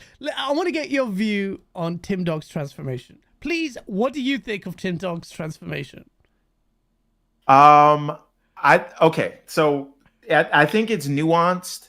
And a lot of people get mad at him, and I would absolutely not do that. But I understand where he was coming from, in the sense that it was fine for when Xbox needed hardcore fans, for them to reach out and use them to get the word out when the media was doing their Xbox tax thing, right? They did that. And when they no longer needed the hardcore, they were like, well, we're running a business and we got to do what we got to do. Yeah. Right? Yeah. Now, to me, that's just, it's not called show friends, it's show business. That's how it works. They got IPs. For every hardcore fan they lose, there are 10 COD players. Yeah. And 100 Candy Crush players that they're going to get. So they don't, yes, right? they don't need you anymore, right? Yeah. And Tim is like, well, that kind of sucks. Give us a heads up. At least you leaned on us for the better part of a decade, and now you don't know nobody. So I agree. I get why he was upset. Now there's no way I can be like, I don't care about PlayStation for 20 years and then all of a sudden I'm getting the PS5 like that. But where it came from, That's the bullshit. Sure, But again, like, What? Don't try to if be he diplomatic, feels some bro. way, I no, know I'm not. your I'm just face is saying he he feels. feels. Your words He are saying something feels else. he felt some kind of way about it, and I understand that. Now, where he takes it is different, but it's going to be different for everybody, right? And so, what you have to ask yourself, you have to look at what the trend is. Yeah. What is it that Xbox is doing as a brand where Tim Dog, your most loyal fan, is like, I don't care about the brand anymore. Rand, the man with the million, is not feeling the energy in the community. Yeah. Xbox University is just Uni Sensei right now, Whoosh. right? Yeah. Like D-Batch is going to Pony. war for the PS5 Pro, right? And Pony. all of these people who cared about the brand, who had an emotional connection to it, are either mad because, again, when you see that reaction, that is just the inverse of someone who really loved the brand. Yes. So it's like somebody going through a horrible breakup, right? But what's worse than that is the people who just like the brand, they've become apathetic to it. And all of that has to tell you something about where the brand is. Yes, those people were extreme, but they were extreme in their fandom. Yeah. So if they're now extreme in their disappointment, that tracks to me. Yeah. Right? But what we have to look at is why all of those people are there, because if that's where they are the canary in the coal mine. Yeah. That will proliferate out into casuals or regular people who just say, I don't care. Yeah, right? Exactly. So I've been saying that for this is time. I really don't. And people keep trying to tell you to smile and move on, and why do you care about this and that? No, it's there's something going on with the brand. And if you say, well, the brand doesn't matter and what you should care about is value, does anyone go around waving a flag for the dollar store? or like you that's not what you want in for brand loyalty and things like that, right? Like you and this to me anyway, it is not about putting your games everywhere, but it is about having some identity. And if you ask me what the identity of Xbox is, don't tell me value. That is not enough. That is not enough. That is enough to get people who don't care. But like for people to have a relationship like with the brand, and again, I get it. It's 250 million people. You're gonna have like you've been fighting over those same people for 30 years. Sure.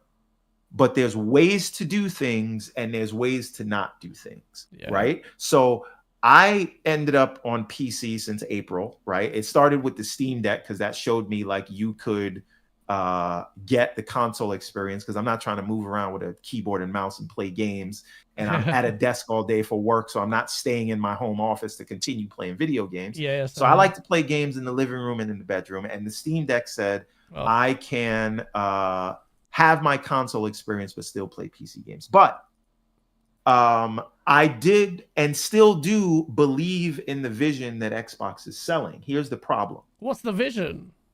Console is just one endpoint, and your game should come with you, and your library will follow you, and you should be able to play on any device, right? The problem is every one of those endpoints, if console is only one endpoint, they're not best in class. So when they say, hey, you can also play your game on PC, okay, I go get a PC. I'm thinking, I named my PC. This is a true story. My PC right now, the 4090, is called the Xbox Series X Pro, right? So you get over to PC, and then you realize, wait a minute, even first-party games many times have issues with launching, or they're out of date because the certification process in the Xbox store is more arduous than what's in Steam. So even first-party games will get updated faster in the Steam store, right? You're looking at Towerborn right now. They'd rather use Steam's early access than their own early access, right? Mm-hmm. That's because it's easier to collect data there, right? There's upscaling options that are just not present in the PC version, in the Xbox Store version of the same apps. And I'm talking about first party stuff, right? There's bugs that don't get fixed on the Xbox version of apps because people update the Steam versions faster. Yeah. These are all things that you have to put up with when you're using their store. And then let's not even get to, there's no big picture mode equivalent. So if you're like me and you're using your PC on a TV, you just, it's not a great experience in the Xbox app. And so you start to see all these things and you're starting to thinking, well, just because I'm subscribed to Game Pass, I got to take a lesser version of this PC game. Sorry, 1 second. Sorry. Volume is down. Volume is fucked. Chat. I need to go up volume wise. It's good now. That's good. Sorry. Okay. So again, I'm all for the games coming with you and following you, but like, I'm also really into handheld now. I got this ROG Ally X thing, right? And then I've got the PC that's in the bedroom. And then I just built a mini PC. Well, I didn't build a mini PC. I bought a mini PC and I put Bazite on it. That's Steam OS. So that vision that Xbox is selling me that will be here in 2 years or more, that's happening right now on Steam. My library follows me. I can go to handheld, whether it's Steam Deck or any other handheld that I want. I can go and build a box that I want. Yeah. And all of these things are, they're just endpoints to get me to my content. So I say that to say, when I go to PC, Steam is a better experience for gaming at the moment than Xbox. And then when I go to cloud, which is another direction they sent GeForce Now is better than GeForce Now is better. So and then on console, where the PlayStation 5 Pro actually matter, well, forget about the PS5 Pro. Come on, Baldur's Gate. A amount of people DM'd me or tagged me. Look at this. Developer so excited to make the most out of the PS5 Pro Diablo Day 1 Xbox first party game. Oh, what they're supposed to do. But yeah. And so, but again, now you're putting your games everywhere, and then PS5 Pro. So at what stage, at what endpoint is the Xbox platform the best place to play my Xbox game?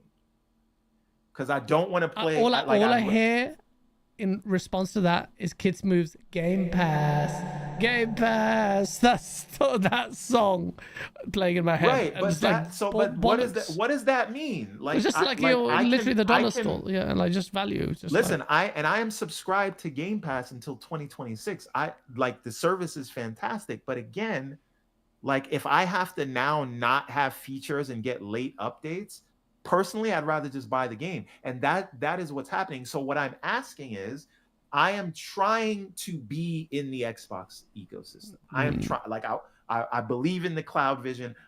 When they make that handheld, I'm there day one. Yeah. I'm trying to use the Xbox PC app, but if your own games, forget about third party, your own games run better, get updated faster, and release first, at least in early access in Steam, why should I use the PC app?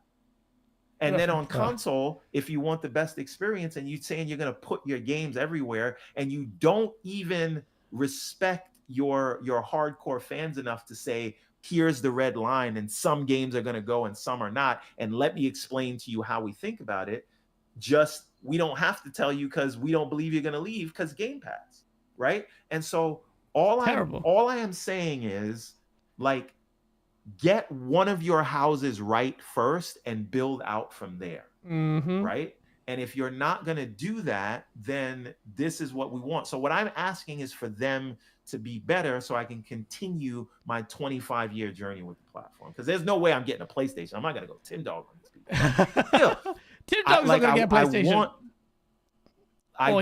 All I'm asking for them, and first of all, shout out to Tim Dog, because again, I think he did get a bad rap. He went a bit emotional over it. I do it comedy-wise. He literally got scorned and got blocked by I still understand where he came from. I get the feeling, but he can't go full pony and then think like dancing at the NPD sales. I'm like, come on, shut the. And then, oh, Yeah, this game that- looks good, and never plays it. Like, shut up, man. Right. So that is not what I'm trying to do here. I'm saying Xbox, if you're listening to Gaz's show, They won't. if you're going to send people to other endpoints, make sure you are up to par when they get there. Make sure you have at least a comparable experience when you send people to PC, when you send people to cloud. Yeah. And don't say you're getting it on discount in Game Pass, so shut up and like it, because that doesn't really move me.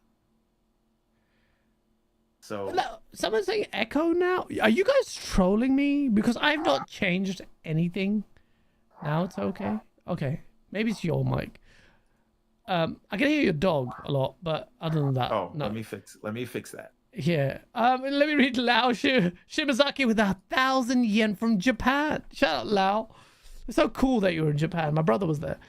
Good morning. To be honest, he blames the Series S naturally, and All the Series S fault. I think the Series S. At one point, I thought it was a master stroke because it was doing well.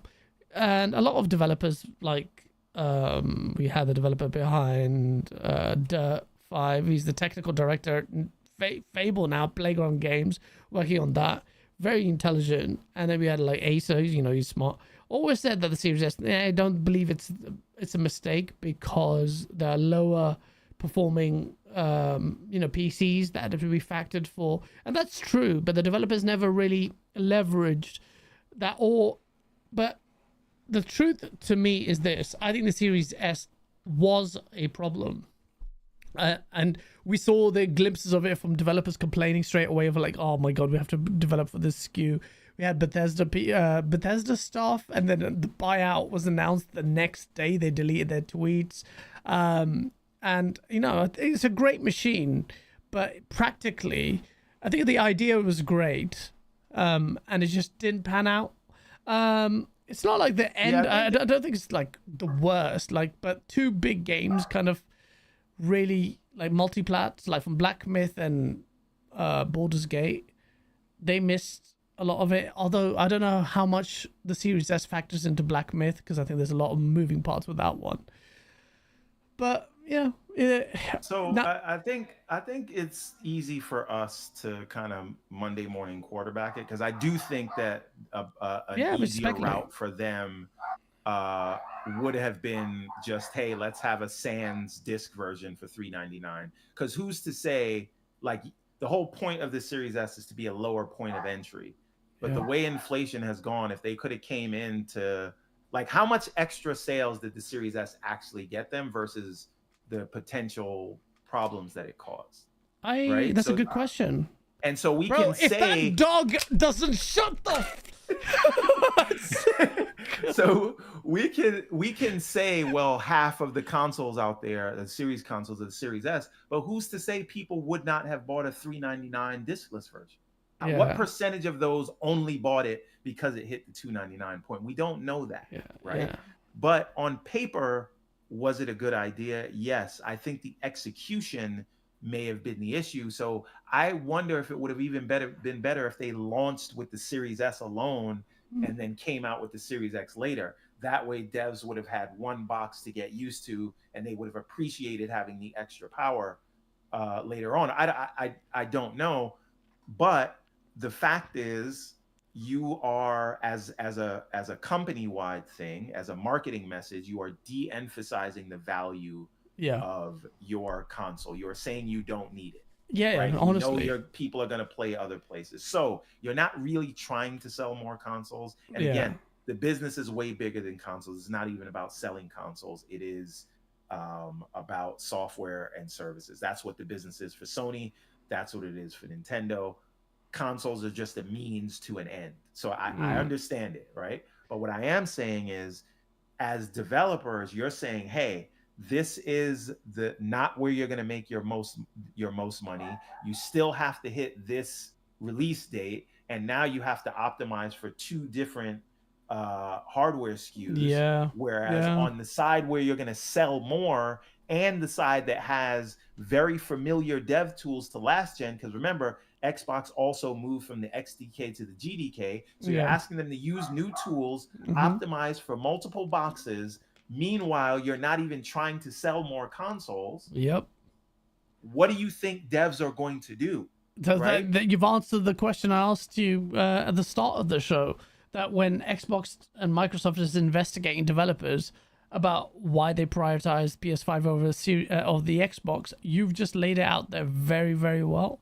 And I think that's the answer. A very long one, but that is a nuanced answer. All those things, combination of the mixed messaging of saying that console isn't priority, then moving on to the GDK, and then having 2 SKUs as well, and then having a PC store, and then talking about this Game Pass element of it, and it's just like, and then you've got your competitor that is still, whilst still, you know, kind of weaning into this idea of a PC, is still holding on, albeit in a timed fashion. The value of its value proposition of its console hardware is maintained. So it's a perfect storm of things that didn't pan out for the Xbox console, which leads me to be very intrigued about, if I were to ask you, Everborn, now that, and you are quite, in my opinion, rightly looking forward to the next gen, call it quits for Xbox in this one. Going to the next gen, I say gen, the idea of gens is also being phased out a little bit, but going to the next Xbox, what do you think is going to happen, or what do you think Xbox should do? How do you think things will pan out? Actually, they're 2 different questions, but with, like, what do you do? Because you've just identified an issue with the messaging, and the fans, the hardcore fans, evangelizing the brand are like being really like just, okay, whatever. Very few people in the community are as passionate for Xbox as they were before. So you've got that issue. Then you've got the hardware issue. So based on what you're saying, we should only expect 1 console, not 2 SKUs. I'll be shocked if there's 2 SKUs. Unless one of them is a traditional console and the other one is a PC-based handheld. Yeah, and so that way, yeah, but the only devs thing, aren't really optimized. They don't have to work on 2 SKUs for you. They're just going to work on the console version, and the handheld is just going to get the PC version where people will tune themselves. Mm-hmm. I think that's really the only way to go. But if they're going to do 2 separate console SKUs, I mean, maybe their metrics tell them that work, but it seems like they're going to be dealing with a bunch of pissed off devs. But now, what I want them to do, this is going to sound like sacrilege, but hear me out. Let me just get this thought out. I could see it in your smile. He's going to say some dumb shit like Sega. Well, go on. What are you going to say? I think Xbox should evolve into an OS. Right? He's even worse than I thought. You should be able to install that OS on any PC, on any handheld, and it will surface their store, their services. Now, whether it works on other stuff like Steam, I'm less concerned with that, right? I want to be able to play my console library on this thing, maybe as well as PC stores or whatever. But if it's an OS that has the user interface actually sorted, and Asus and Lenovo and any other fly-by-night PC manufacturer, as long as they meet certain hardware specs, can run this OS, and they're no longer tied to hardware. Yes, they will make it like they make the Surface, but everybody makes Windows devices. I think they have a real opportunity to have the Xbox experience live on, and people's libraries go with them, and you'll still feel like you have an Xbox and you're in the ecosystem by that OS following you. I don't need hardware from them. I need an OS that I can run on my own hardware. Well, De Silva says, "Damn, the Fire Stick sounds like a good idea about now." No. Why no? Well, you're saying that. Come on, man. Yeah, but that's different because that's cloud, and I'm saying like an OS, right? Okay. Like, again, I just installed. This is actually a very good experience, and I recommend people try this. You can get for less than $500. You can get a mini PC that is, I don't want to pull my wires out, but again, it's like this small, right? Okay. You can get a mini PC that has the same specs as this, but with higher TDP. So it'll perform a little bit better than a ROG Ally. Okay. And that's today. You can get that for somewhere between $400 and $500. Okay. Now, I installed Bazite on that, which is again just Steam OS. It is running the Steam OS software. I have access to all of my Steam library, and when I press the Xbox button, it turns on the TV. It switches to the HDMI input, just like your console would do. There's no Windows getting in the way. It's fully controller interactive. It is a console under the TV. Now, is it gonna do what a Series X and a PS5 do? No, because the ROG Ally can't do that. But you can tweak stuff. You can get 60 FPS in any way you want. And those chips are only getting better. Today, it's a 1080p machine, but you're upscaling to your TV. But tomorrow, there's a chip that just came out that's probably going to give you some reliable 1440p. Again, you're going to upscale that. And those iGPUs and AMD APUs are progressing a lot faster. So I believe that by the time we get to 2028, those chips will be on par with what you're getting in these consoles, and obviously will be at the next gen. But the point is, you can run your own console, and there's no building a PC here. I didn't build it. I bought the box on Amazon. It came to my door. I installed Bazite on it. It's now a Steam console, and I have access to both PlayStation and Xbox games. That's amazing. Actually, that's really cool. Right? And I'm just using my Xbox controller. I press my Xbox button. It turns on. It has screen recording. It does all the things that you would expect the console to. And that's just a little mini PC that I bought from Amazon. Imagine if once that tech gets better, if there's an OS to take. I'm telling you, Valve is going to release an OS and take that market from Microsoft too if they're not smart. I think Xbox needs their own Xbox OS. That takes the Windows nonsense out of gaming on PC, because Bazite does that. Steam does that today with the Steam Deck and Steam OS, but there's still limitations because they're still doing emulation or this translation layer stuff, and not everything works. But if you got a Windows-based machine that only Microsoft can make, and it has a controller-first UI, to me that's the future. That's what they should do, and that's how they transcend. And then it can be everywhere, and then every screen can truly be an Xbox, and you not feel like you're getting bent over by Diddy. So this is oh man, speaking of Diddy, it's Cole Eastwood in the chat. Did he bring the baby oil? Cole Eastwood's always got the baby oil. That sounds so wrong. That's actually quite interesting. That's quite, you know what? Because Xbox is in this weird limbo situation, where it's really like there is no kind of often I listen to Sarah Bond, but if it wasn't for her statement, I'm like, they're still committed to console, like obviously because the Game Pass subs are there, like, but none of that is matching up. Let me ask you a real question, Gary. Yeah. I see a lot of people hanging on that, and I'm not saying Sarah Bond was out here lying to us. Shout out to the Queen Sarah Bond, but she's not lying.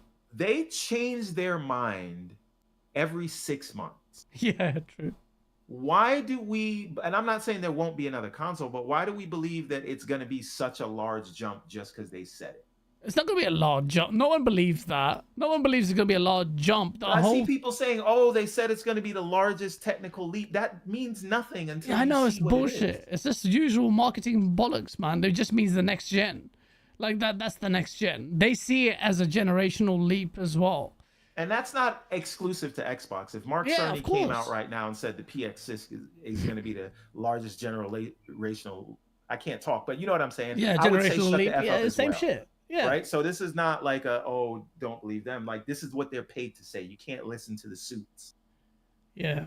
And I don't care if they wear sneakers and they play video games. They are suits. Yeah. No, that's true. They are. Have you noticed that Sarah Bond and Phil Spencer don't go on Twitter anymore, but they're on Threads all the time? It's like a nice place for them. Do you know that? They're No, just that's there. because we haven't infected Threads yet. Give it time. I'm Elon's gonna run start console Twitter warring on into the ground. Threads. I want to spread the virus there. You can't hide, Phil. Yeah, he's not hiding. I can see them. I'm being nice. I'm just like, I'm pretty sure Phil hates me. But I'm just like, should I just spread the poison there and start console warring with people there? But it seems like a nice place. Not that many people, but it's nice. It's where Jess Corden now chills.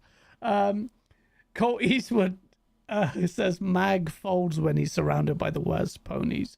The podcast panel was a haystack of the largest cretins from the PlayStation fanboys. I agreed. Yeah, so that's interesting. That's very interesting, and it's good to get your talk on thoughts on where Xbox is heading with that. Before we talk about the game that shocked everyone in how it performed, Ubisoft, man. Ubisoft looks like it's about to get murked or bought out. So, first of all, Star Wars Outlaws just sold 1 million copies since launch, which is terrible across all platforms. And it's Star Wars, and it's not making the money they thought it would. Now, we're hearing that Tencent's considering buying Ubisoft. So there's a lot of different angles to come at this story from, but like, do we really think after the 2 years that we had to all sit through, everybody get their Twitter law degrees about the Activision acquisition, do we really think that regulators are just going to be okay with the world's largest video game publisher coming into Europe and buying the largest games publisher in Europe? And that's before we get to the cloud rights on ABK. I think it will happen.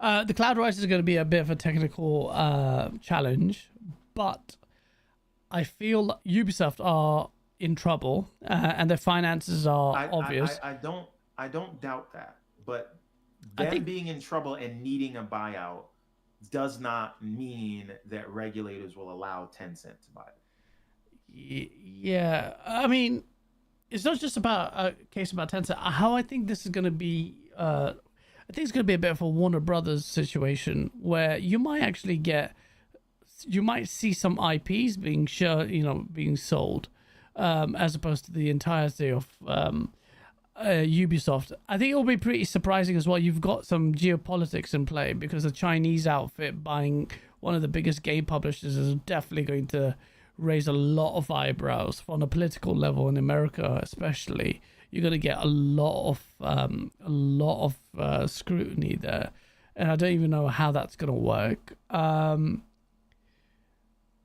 just don't give a shit about Ubisoft. I think Ubisoft suck. My friend works there, so he's gonna hate me. I'm seeing him next week. Not next week, in a couple of weeks. But I'm like, Ubisoft suck, man. Like, they're shit. And, like, give it to China, man. They might do some stuff. Hey, the characters won't be woke. Isn't that right, Everborn?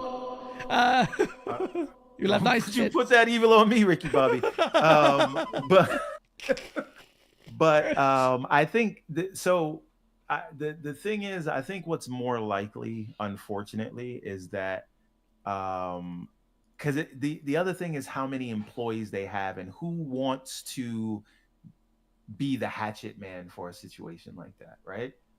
Nerds and Other Legends actually made a great point. I feel it's really weird about Tencent owning the Tom Clancy series. Good, because now we can just swap out American propaganda for Chinese ones. I'll take the Chinese propaganda any day. Sorry, go ahead, Everborn. And so, and we had a really good debate / discussion on GCP earlier today where I asked the question, right? A lot of people have trepidations about Tencent owning things, which I do as well, but it's more from a consolidation perspective. But does anyone know why they actually hate Tencent? I think it's because it's Chinese. There's just people just hating because they're Chinese. Is that enough?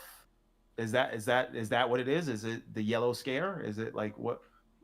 Just because they're Chinese? I think it's a bit of that, and like, what have Tencent done?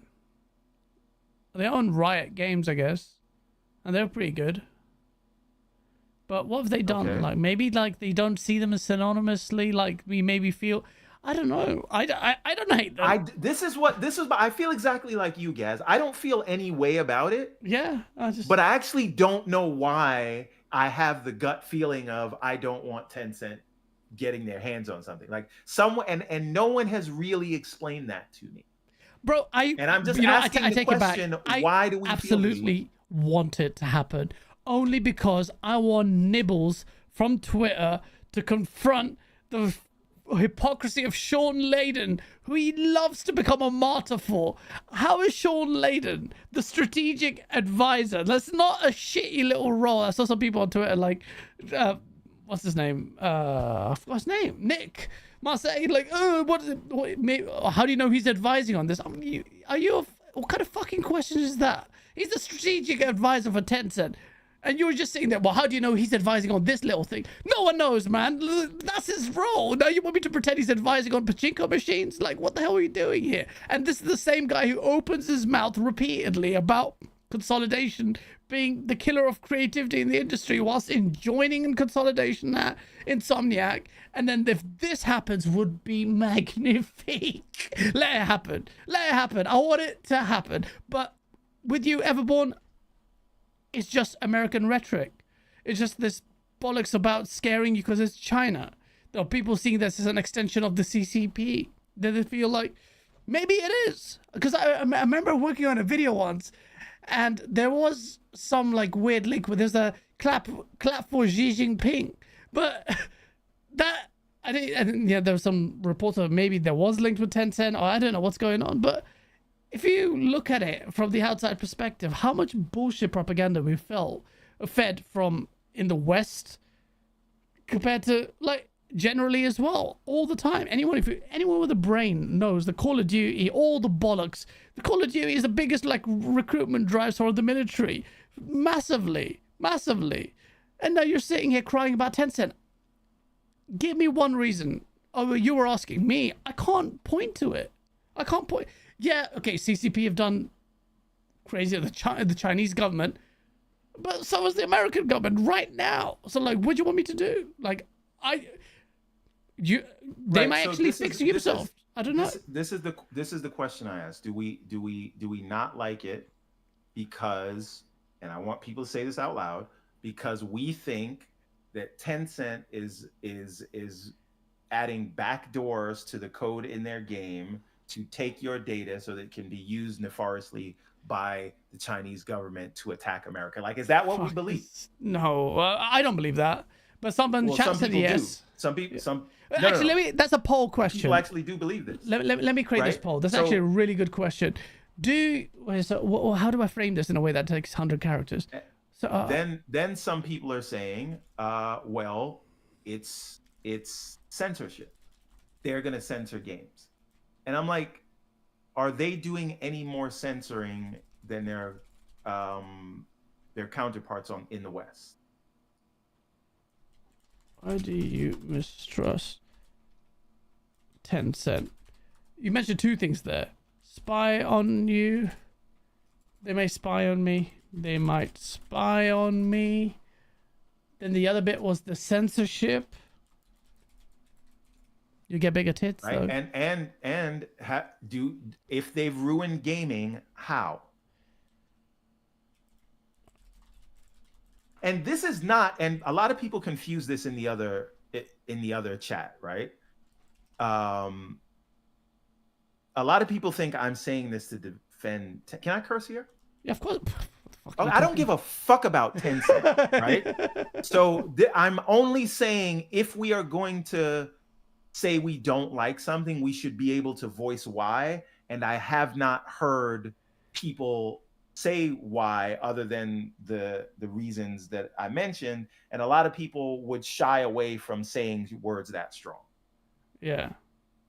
So, that is my only question, is that I think these are the kind of conversations that we should have. And if we ultimately come to fuck Tencent, then fuck Tencent. But Yeah. let's understand why we're saying the things we say instead of just having this generally accepted idea that we all Yes. go with. Yeah, absolutely. Because if we do And that, then you'll be the same sheep that will just hate on AI for just because it's evil, but not actually thinking about it like properly. Right now, as of it's only 32 votes, but the polls up and 62% say all hail Xi Jinping, so which is basically I don't care about Tencent being owned or whatever. Just they don't really mistrust Tencent, which is reassuring.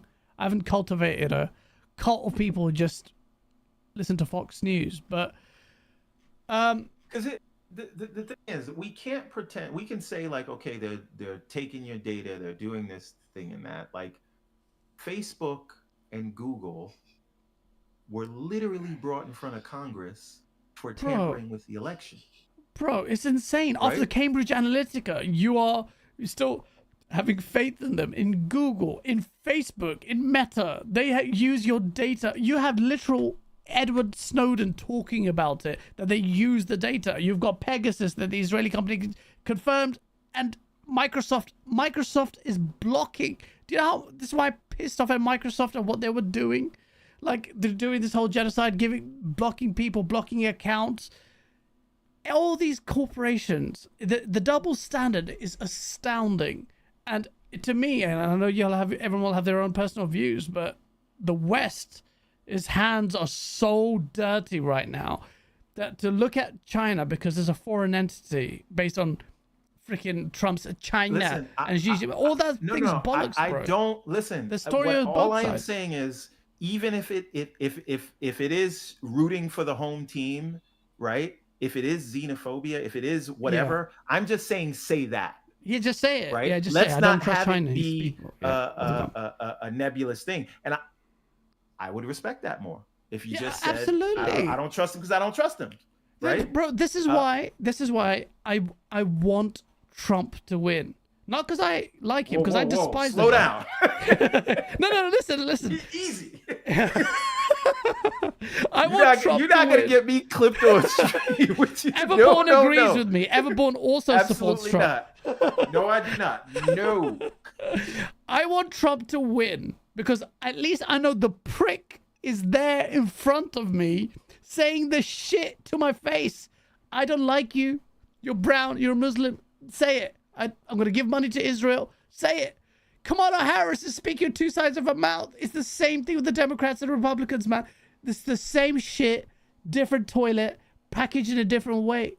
I was watching Shay and Cat Williams' incredible interview. I know it's quite late in the day. I watched the highlights when it launched, but then I watched the 2-hour thing today. And it was amazing because he was like, bro, I can make the Republicans laugh for an hour, like burst out laughing, and I can do the same kind of jokes and make the Democrats laugh as well. And I'm like, bro, listen, Everborn, the rest of the world can see it. You guys are just being pulled apart domestically. But it's the same shit for the rest of us outside of the US. I think It's fucked up, man. That's what I hate. Them both. I hate Trump more, but the other one's like a prostitute, bro. I think it's too easy to say, oh, let's throw up my hands. They're all the same. That's I don't not care, the right? case, Like, bro. The facts are there. What are you relying on? Like, okay, foreign policy may not matter to you, but for the rest of the world, like, just like that's the thing that we gleaned from that. Nothing's changing. Both of them are saying both of them are sucking dick hard on for Israel. Like we will. Okay, but no, I'm one of sucking it them- more. I'm sucking it more. I'm like, bruv. That's absolutely fine. But when you're dealing with two devils, let's say I agree with your point. One of them is saying that, and again, I'm not telling anybody how to feel about this, but if you feel like Roe v. Wade was a thing that you cared about, there's only one of them that's trying to get rid of it. Oh yeah. Right. If you feel like affirmative action was a thing that you care about, there's only one side that is trying to get rid of that. Yeah. So there's only one side that is trying to get rid of your student loans, and the other one's actively fighting against it. That's domestic there was policy. one side that was trying to go back. And again, I'm not like a huge fan of Obamacare or whatever, but there's one side that was trying to get rid of it without a plan. Yeah. So even though I am not excited at all about Joe Biden or Kamala Harris, there's one side that's definitely doing things I don't like. And there's another side who's doing some things that are stupid and I don't like, but they're at least doing other things that or trying to protect things that I care about. So I can hold my nose and pick that side.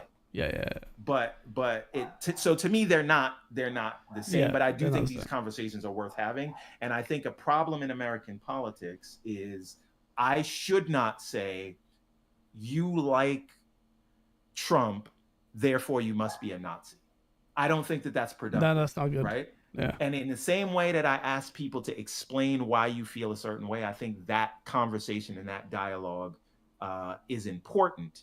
And so the same way I don't think people on the right should think that everybody is a purple haired, and I hate that the right has co-opted the word woke, because that's not what it means. That didn't mean because you're a 40-year-old white man, right? You don't get to own that word and call whatever you don't like woke. I still think that's the same, not the same, but like it's of the same token of people not actually talking to each other, so creating straw men. And this happens on the left, this happens on the right, and we're not talking to each other. That's and the if problem. you don't, when you talk to each other, you work shit out. And we're not doing that because it's easier to throw you in a box so I don't have to decipher what you're saying. I can just say, well, you're coming from some agenda, or you're coming from that line of thinking. You must be full of shit, so I don't have to listen to it. And I can go back to my people to saying, yes, queen, to me. I think that is the downfall of democracy, when we stop talking to each other. Yeah. Right. And that's what it is. You need to talk to people you disagree with. Yeah. You need, and this, again, the sad truth is angry people are easier to motivate. Yes. Angry people are easier to activate and get them to the polls. So it's better to say it's this or death and the other side is trying to kill you, than it is to say they have an idea, I have a different idea, but we probably agree on 80% of stuff. Let's figure out the 20%. Yeah, no, that's true. But then PS5 blows in the comments says, is this guy a commie? Is this guy a commie? Call me what you want. And you know why? It's because I was asking the questions about Tencent. Yeah. Now they put me in a box. But it's good to have this conversation, because I feel like I see a lot of podcasts that's like default. Like, they're Tencent, they're Chinese, they're a branch of the Chinese government. I'm like, that kind of falls away from me, like in the grand scheme of things. So I don't really take stock in that. Ultimately, Ubisoft are in trouble, and I don't think Assassin's Creed Mirage is gonna change. Shadows. Sorry, Mirage. Sasuke's Shadows are going to change their fate. Mirage definitely didn't save him. Mirage. Was that a more mobile game set in China? Was it? Was it? No, that wasn't. No. Mirage was the Iraqi one. Yeah. The old school, back to the roots. But then when I saw the gameplay, it was just teleporting through this animations all everywhere. And I'm like, bruv, that's not that route. Anyway, I'm not going to talk about Assassin's Creed, because I think that thing is massively overrated, that IP. But ultimately, I don't really care, because it's and it has a horrible thing to say that people are going to lose their jobs. One of them being my friend, but I'll say to his face, like, your games suck. It is gonna be bad, and whether it's a lot, 20,000 people, bro. This is what I'm saying, like, whether Ubisoft has to do it on their own to slim up to be acquired, or someone acquires them and does it themselves, it's going to be a bloodbath. But again, in the EU, I don't know that you can just fire people like that, right? And you can tell me better. You're in the UK. I'm not an employment lawyer, but in terms of firing people, you have to make them redundant. If I follow redundancy rules, but that's it. Like, there's nothing stopping that. We've seen it here. What happened to PlayStation, the London studio? And Right, but is it different in the EU post Brexit? Right, No. like so the UK. Okay, so they're run by the same rules in terms of how you. I mean, I don't think they're wildly different in terms of the rules on unemployment or redundancies. They'll lose their jobs. That's it. They might get some, obviously redundancy rate in the UK, depending on your 2 years fixed term employment and your contract. You build some rights that you'll get redundancy pay, but that's not exactly the biggest. Here's also the problem now. Remember when Paramount was trying to sell itself and Sony was like, yeah, we just want parts of you and we don't care about the rest. Yeah. We want to buy this part and that part. I think that is more what you'll see with Tencent. That's what I'm saying. Because here's the thing. In the way the post COVID correction, right? And the way money is flowing into gaming right now, no one wants to take on 20,000 employees. Nah, man, no chance. Why would you? Right? It'd be stupid. You take on the IPs though, and that's what I'm saying. Yeah, but do you need all the studios to make those IPs? Right? I don't think so. And how many of those IPs are actually gonna make money? We haven't gotten a Sam Fisher game in over a decade. Bro, right? if that IP's up for sale, I could see a decent bidding war for that. Xbox should get it. Buy it, but they Xbox won't should buy it, because they're Xbox. Yep. And they hate us. Jesus Christ! How long do we have to ask for a new Splinter Cell game, bro? I don't know what they're doing with that. And yeah, I don't know. Someone asked what chair this is. You can get this chair in Staples. It is the Hyken. I think it's like $250. I love this. Nice. It's like a Herman Miller kind of chair. Nice. It's good for your back. I like this thing. Well, I don't even know if this. I bought it because I thought it was going to help my back. It didn't. But that's Ubisoft. Ubisoft are most likely going to be imploding. Yeah, just watch Succession. Basically, what's happening with Ubisoft is the plot of Succession. I haven't seen that, but I'll definitely show it. Oh, you're messing up, guys. You gotta watch it. Succession. Oh, Succession. Yeah. There's so many different things to watch. I watched Penguin. Penguin's really good, by the way. Have you watched it? Yeah, crazy that's Colin Farrell. Bro, that is crazy, man. Okay, just if you want it to be even crazier, go and watch Sugar on Apple TV, which is also Colin Farrell, but not in a fat suit. He's a very eccentric detective. Yeah. And to see him go back and forth from that, you do not see range like that. That's mad range, man. I rate him so much for that. I think that's just amazing, and it's really good. But the first 2 episodes were really good. But we'll see. Listen, I'm not recency bias, but I would honestly say that the Penguin show is better than the Matt Reeves Batman movie. I know it came from that, but in terms of being interesting, I just think it's better. What? I wasn't a huge fan. I wasn't a huge fan of the Oh my God! Don't tell Zorka. He'll have a massive he'll just impregnate you. He hated that as well. We can talk about it. I thought it was really good. But It was fine, but it was anyway. It's not a movie show. But it was like you're watching a cover band sing a classic song. Which yes, the cover band is doing well, but I know the song, and when I hear it in Michael Jackson's voice, not yours. Anyway. Okay. Well, I was sold on it. Just felt the noir feel of it. Just felt more Batman than anything, and I'm not even a big comic book fan, so maybe that's where the problem lies. So, while Starfield Shattered Space shat itself on Metacritic, a game that no one thought was gonna do well because it looked like ass, ended up scoring really well. Silent Hill 2 shocks everyone. 87 meta. How many reviews? Let me check. I'll check right now. I've got it in front of me. It's got 56 Oh, that's a good amount. That's a good amount of reviews. It's not like, see, the Starfield stuff, I'm not giving it stock yet because it's Yeah, like because 10 it's 10 reviews. Yeah. So that's just those people. But this, if it's 50 something reviews, I think 56 you can take that critics to the bank. reviews. Yeah, and I'm like this is the one where almost unanimously everyone was like, this looks like ass. Now, someone told me that Digital Foundry said this thing is struggling to keep 30 frames per second on the PlayStation 5. Yeah, I Is think that so. true? I think so. And that doesn't affect the score at all. I mean, it's on PC, right? Yeah, it's fine on PC, but where are they reviewing it? Are they reviewing it on PlayStation? This is a PlayStation. It's all on PlayStation. Okay. All on PlayStation, and we don't care about frame rates anymore. Oh shit!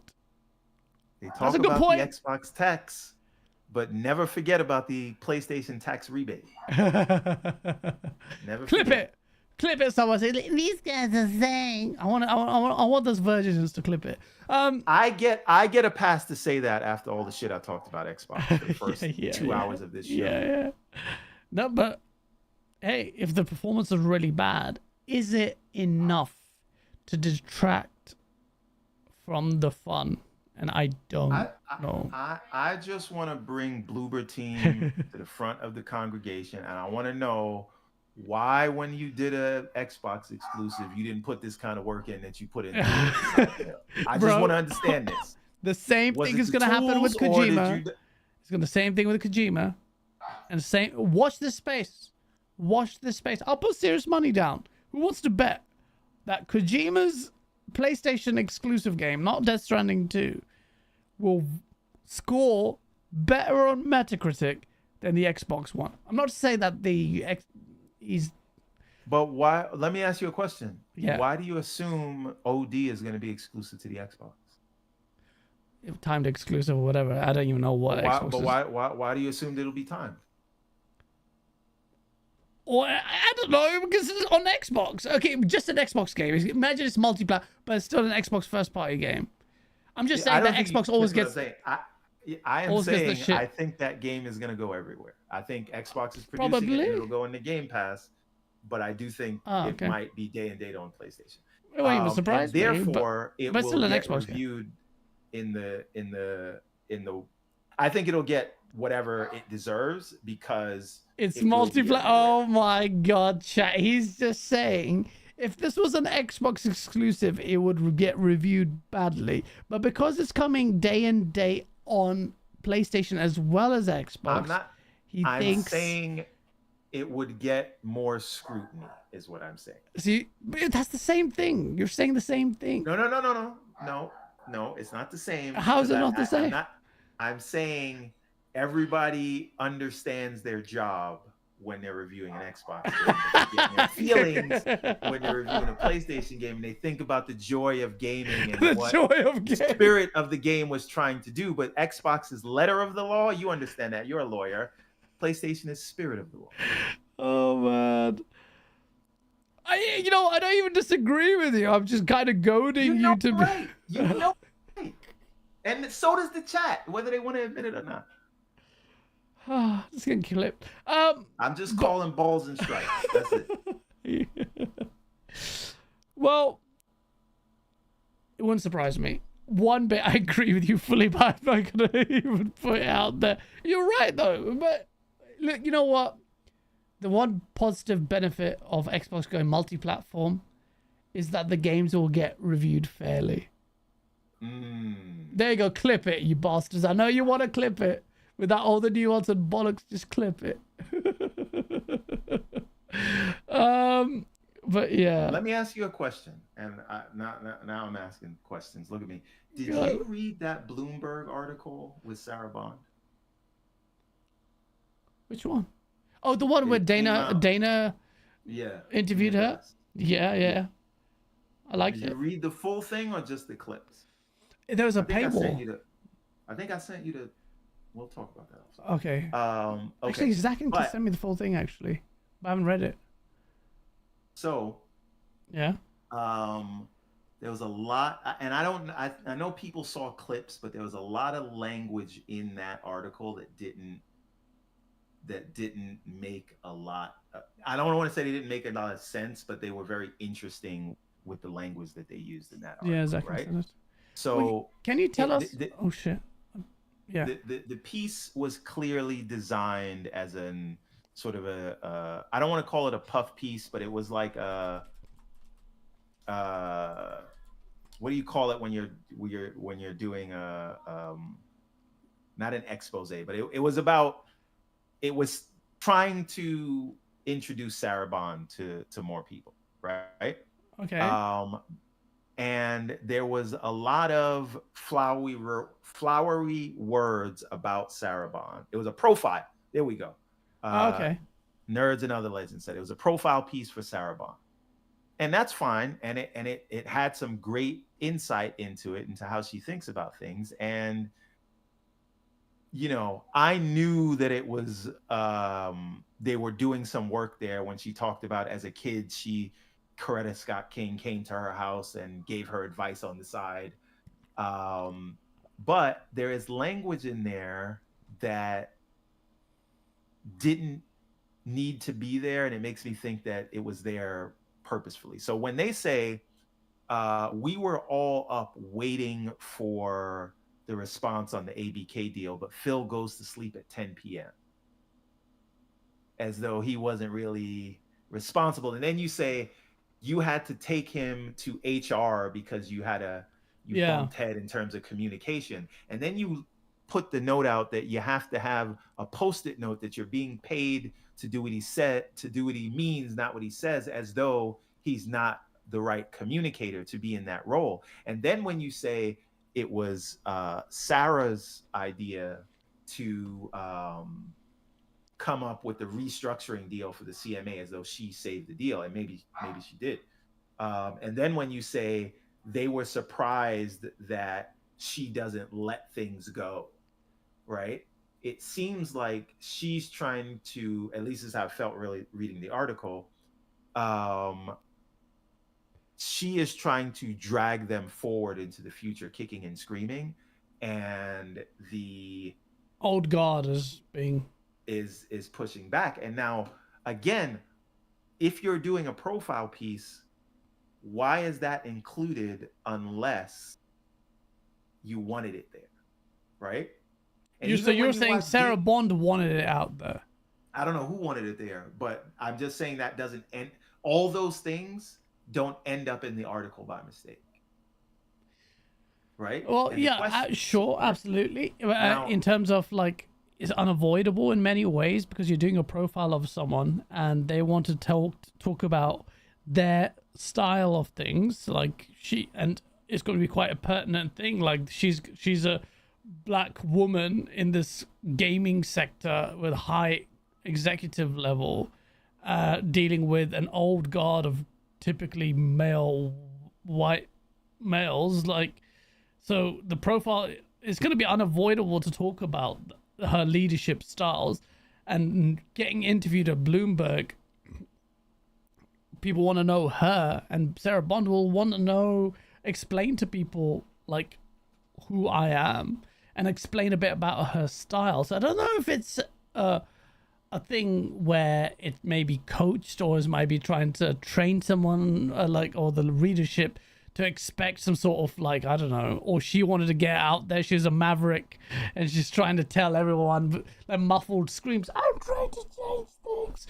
I don't know what you're alluding with that. What do you think it is? Because you gave this really like weird, like framed it that way. What are you alluding to there? Like, what do you think that interview means, and why they disclosed? I don't know what it is, but I do know that it's not nothing, right?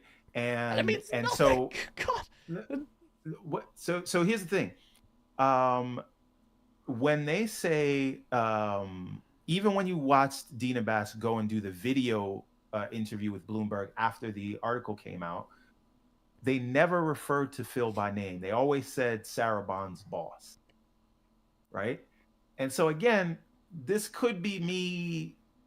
This could be tinfoil Kofi. I understand, but it does make me wonder. And they said Sarah Bond was brought on as a disruptor, and when you hear that, we say disruptor of what?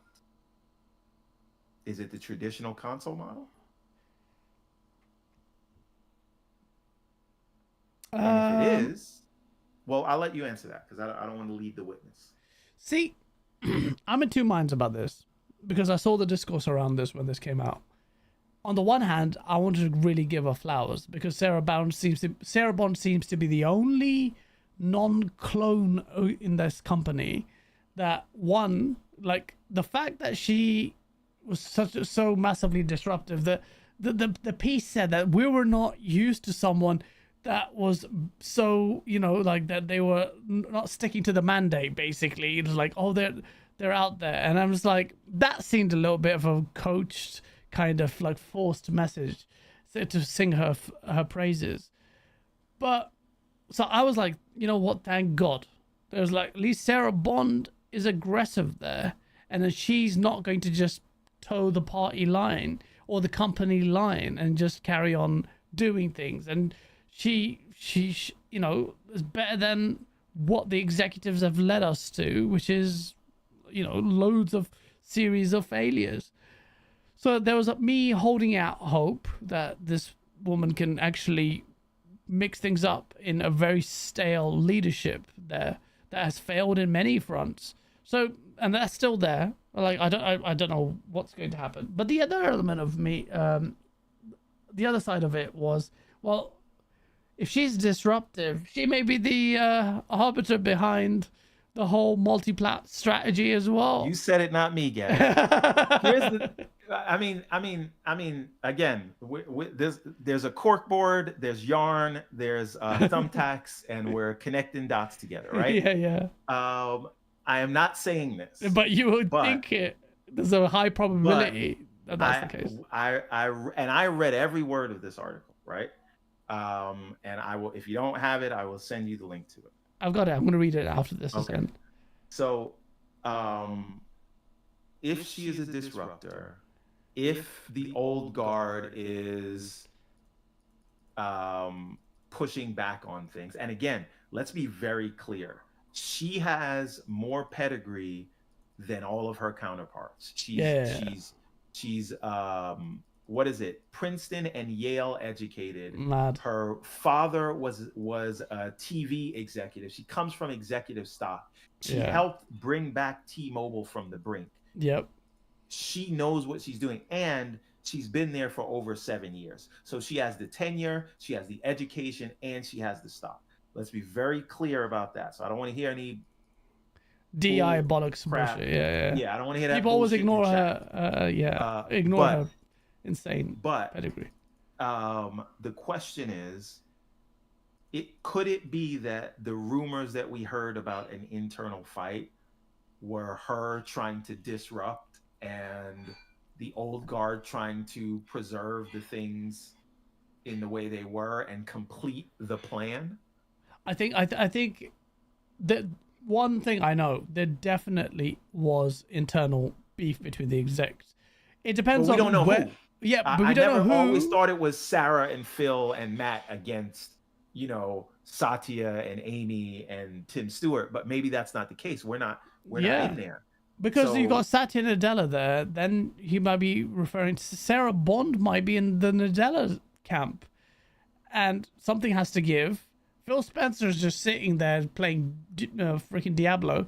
So he's like got no leg to stand on. He went on Kind of Funny, basically admitting defeat in the console space. He's got no real leg to stand on because the number uptick or the subscriber uptick of Game Pass is not as high as they wanted. That's stalled. The console sales are tracking behind the Xbox One, which is terrible.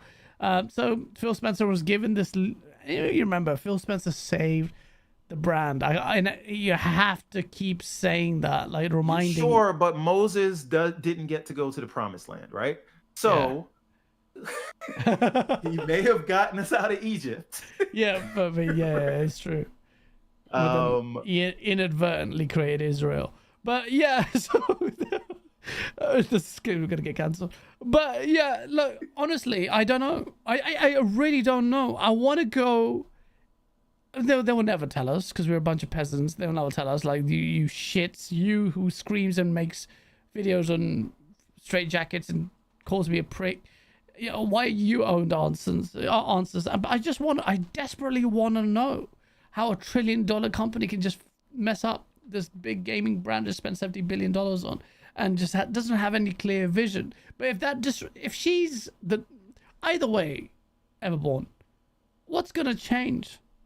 What's going to change? Like, nothing. I think we've come to the point of no return. So she can be this maverick and disruptor, or she could be the harbinger behind this whole multi-plat strategy that us gamers and our tiny little... What if the multi-plat strategy is the disruption? This is the question that I'm asking.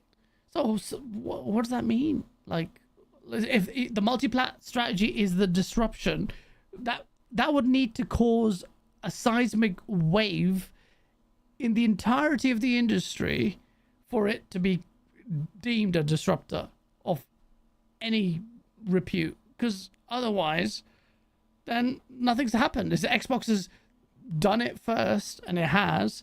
PlayStation, unless it follows suit, it's not a disruption. It's a disruption to Xbox's modus operandi, but it's nothing else. Like, until PlayStation brings its games to Xbox, and I'm not talking about Lego, I'm not talking about Bungie's Marathon, which may or may not come at this point, depending on what's happening with Bungie's autonomy and independence. Ultimately, it's an L. I don't see... It's an L for the industry, to me. Disruptor or not. It kills competition. It just kills competition for me. Unless you're saying we're going to be moving to a platform-agnostic future where Nintendo and Sony, other than exceptions, haven't joined in on this, and they're the two big players in this. Xbox, remember the pie chart? Tiny little slice. Wait a minute. Sorry, really quick. See, I hate it when this happens. We have a conversation. We try to have a nuanced conversation. And now in the chat, we're saying, don't scapegoat Sarah. I didn't say one bad thing about Sarah. I am asking a question.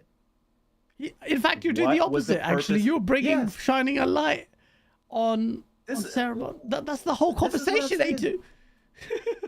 You got to keep up with the conversation, man. Yeah. Don't scapegoat Sarah. He's doing the opposite. He's saying that she's the one who's bringing... Fuck. Dragging them, kicking and screaming. What are we talking about? Like, this is what we're talking about, the chat, bro. Like, it sounds condescending, chat, by saying, oh, chat doesn't know. But I want you to understand from, like, I read Twitter, yeah? And yesterday, I was at the point where, like, Nick Bosse commented on some bollocks about Sean Layden. I'm like, I'm getting tired of dealing with a bunch of fucking idiots. No, you're not an idiot, Nick. But, there's not a level of nuance there that, people cry. And the ones who talk about nuance is not there. It's just like, me and Everborn are literally talking about both sides. Enthusing about the possibilities of both sides. It's Everborn that's brought in the idea, introduced it, gestated this idea in my head. The Sarah the Disruptor might be the reason why we may be talking about this multi-platform strategy that he's not a fan of, neither am I, or a lot of Xbox fans. Potentially, is not saying the other thing. Bruv. Just end it. No, just listen. It could very well be that is what is needed, right? Because at the end of the day, right? And the status quo is not working, so yeah, maybe. Right. So at the end of the day, they bought the biggest, or close to the biggest, at least in the West, the biggest third-party publisher. And that entire business is designed around being everywhere. So that continuing to be everywhere, to my mind, makes sense. And maybe the business doesn't work if you mess with that, at least in the short term.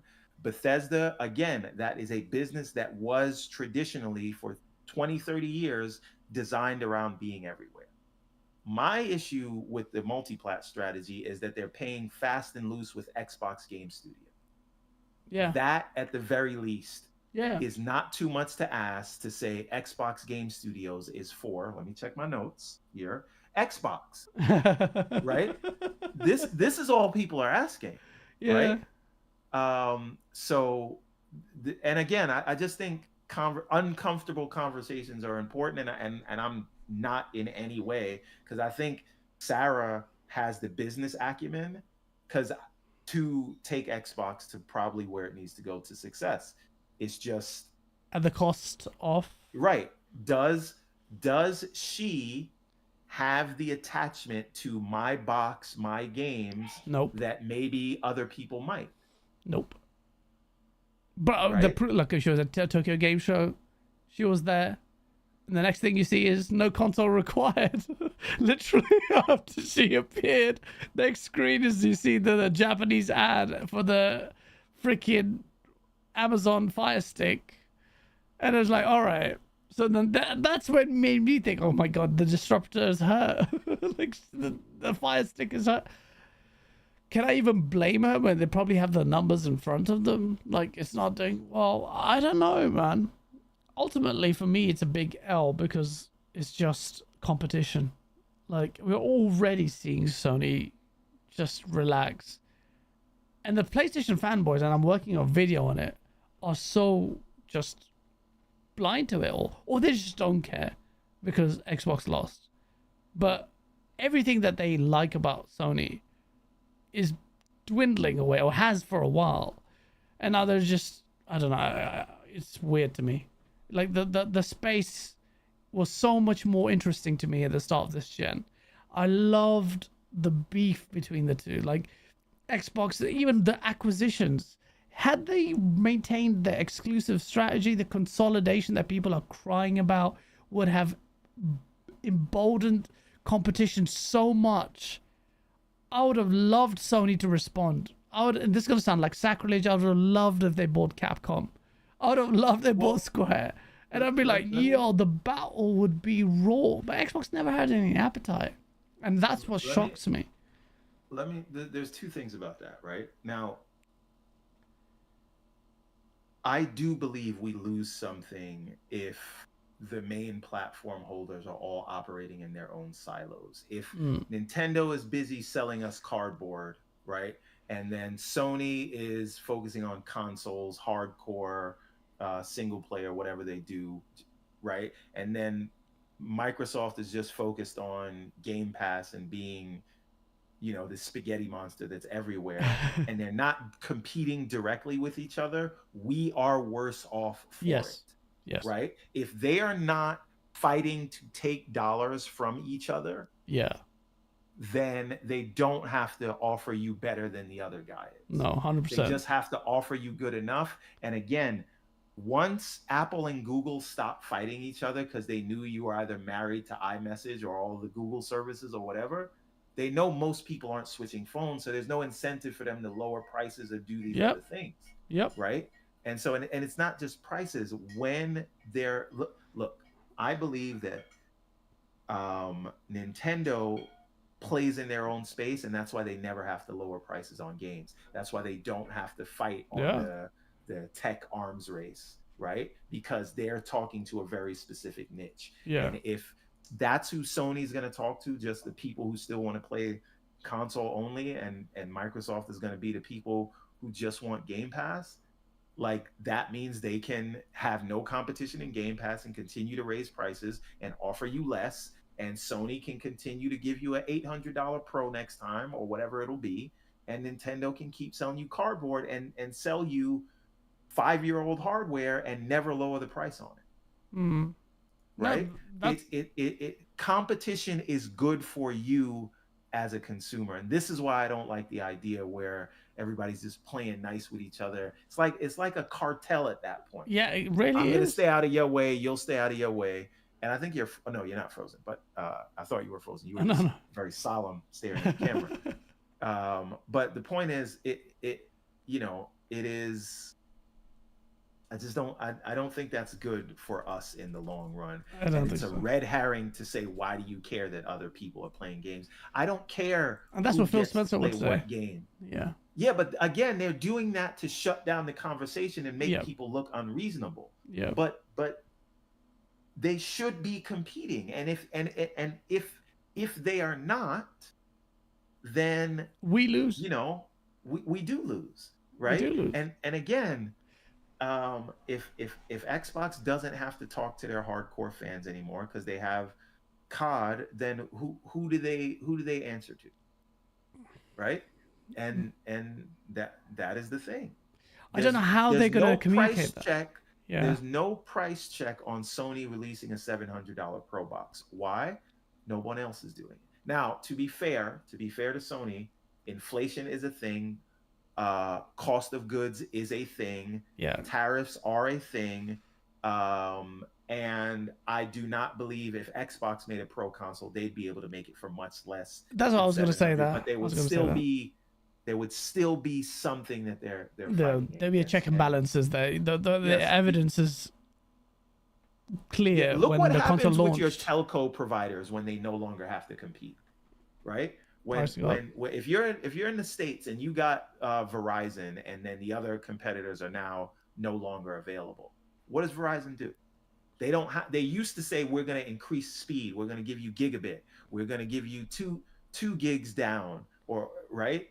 And now they don't do that because they have their fiefdoms. And so Comcast has this area, Verizon has that area, and they just charge you whatever they feel like, and the internet doesn't have to be as reliable. Why don't we think the same thing can happen in games if they're not competing?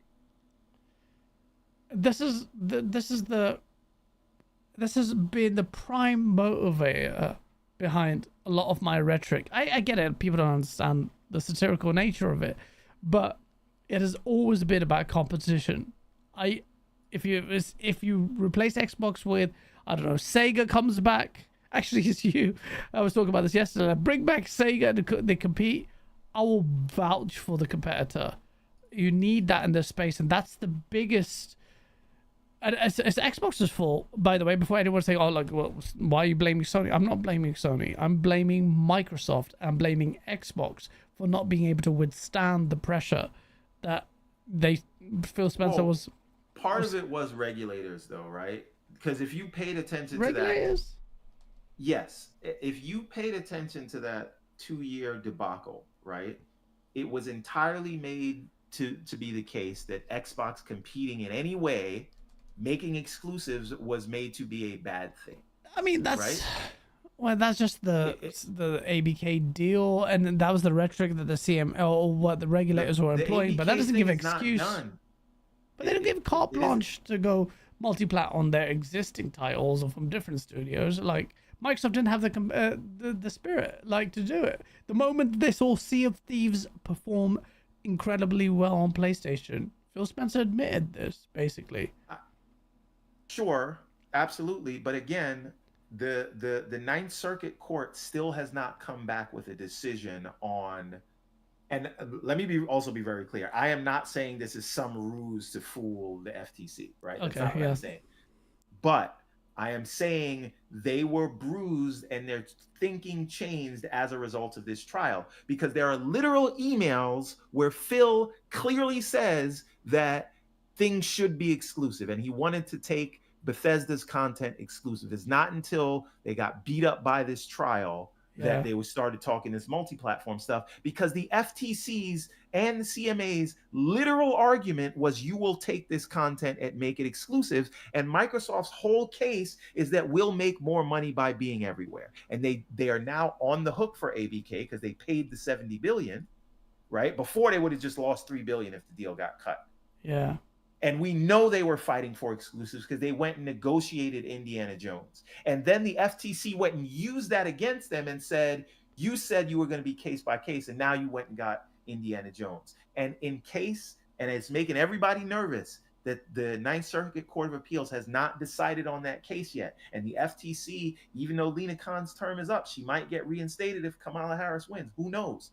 But they may have to go to court for this again. Another reason, and they are now not taking any chances, not to prove anything to me or Tim Dog or you. They're on the hook for the $70 billion now, so they can't take any chances. And so they need to prove, in case they have to go to court, that being multi-platform is what they are doing now, inwardly and outwardly, because the emails will be reviewed and their moves will be reviewed. And it is a very strong argument to say, look what we even did with our own IP. And we kept all our contracts and we made even more things multi-platform. Look what we did to our business. We completely jeopardized it just to make you happy. Right? And shat on the brand. Now, is that the whole thing? No. And is this me making an excuse? No. But I am saying I do strongly believe that plays a factor. The issue is you cannot put the genie back in the bottle. There is no world where they go and do things like Sea of Thieves being everywhere. And if Indiana Jones performs better on the PlayStation than it does on the Xbox, even after that case is done, they're going to be like, look at the numbers, Phil. Yeah. You got more, your margins are higher in all of your silos because you're everywhere, right? Think about making this argument to Amy Hood and Satya Nadella, right? The console business, at least for PlayStation, I'm sure it's the same for Xbox, they run on very low margins, 10%, right? Thereabouts, right? $16 billion, they're making $1.6 billion. These are simple numbers. It's not so simple, but these are what the margins are, right? PlayStation, $25 billion, they're coming home with $2 billion, right? I mean, you got to subtract for the Bungie's payments they got to make, but that, again, whole other argument. But the point is, Microsoft as a company is used to 40% margin. Yeah. Right? That is what Office does. That is what their cloud business does. Right? That is what Windows does. Now, ABK comes into the mix and they're like, we got 25% margins. That's a lot higher than 10%. That's closer to the 40% we want. Now, how is ABK able to do that? They're everywhere. You're still trying to cater to this small base and you're only giving me 10% margins. Who is Satya and Amy going to go with, especially after you just took $70 billion from them? Yeah. You're going to go Sony, PlayStation, multiple. So again, I don't like it as an Xbox fan. I think it'll lead to worse outcomes for customers that they're not directly competing. Yep. But I totally understand it would probably do the same thing if I was in their shoes. Absolutely. Which sucks. Which lets me know it's never going back to the way. Exactly, and that's the reality. If there's some mad hopium that the Xbox will then see the strategy and change tack. I'm just so frustrated at how effortlessly or callously these executives, namely Phil, will just talk up a good game, but not really hold their hands up and admit that. I mean, Phil's a nice person. I keep saying this, like, as if I know him. I don't. But there were failures. Whether or not he might think, well, that it was always going to end up this way. But I don't think Halo had to end up that way. That's a horrible mismanagement. I don't think Xbox Series X and S had to happen directly. I didn't think the PS5 should be outperforming the Series X in the power stakes. I don't think that the Xbox Series X doesn't launch with any proper exclusives. I don't think Redfall should have happened. So, like, how many excuses am I going to give to these the executives? The fault has to lie somewhere. So it was never inevitable, in my opinion. But it's there. The bed has been made for Xbox, and it's bad for PlayStation. Your gas pivot, they'll be emboldened to do it. The price hike, it's there.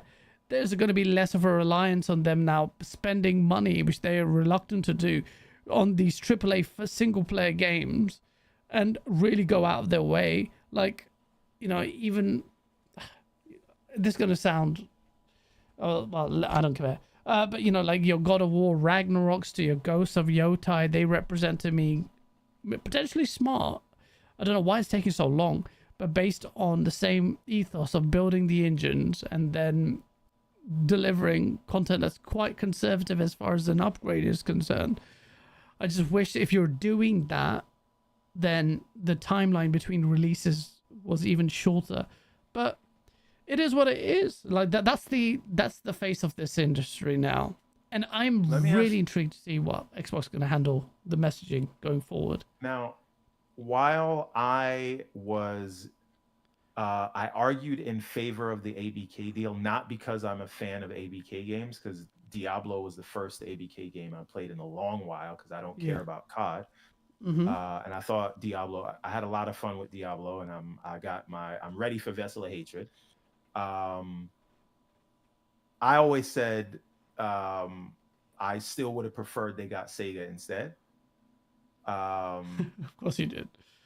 Of course I did, right? But the point is, I'm gonna pivot that a little bit. Yeah. But I always argued in favor of the deal because I hated the arguments they were making against it. Right? None of the arguments made sense to me. So I'm like, you can't say you're gonna block this deal because you don't like Microsoft. Yeah. Or because it's big tech. And you can't say exclusives are bad. And Sony was crying about it in a very disingenuous ways. Yeah. And so I hated that aspect of it. So like I was in favor of it. But, and I have the tweets to back this up, it's not too late for them to get Sega. Back then, I don't want them to buy anybody right now. Don't mess with Sega. Sega's on a run.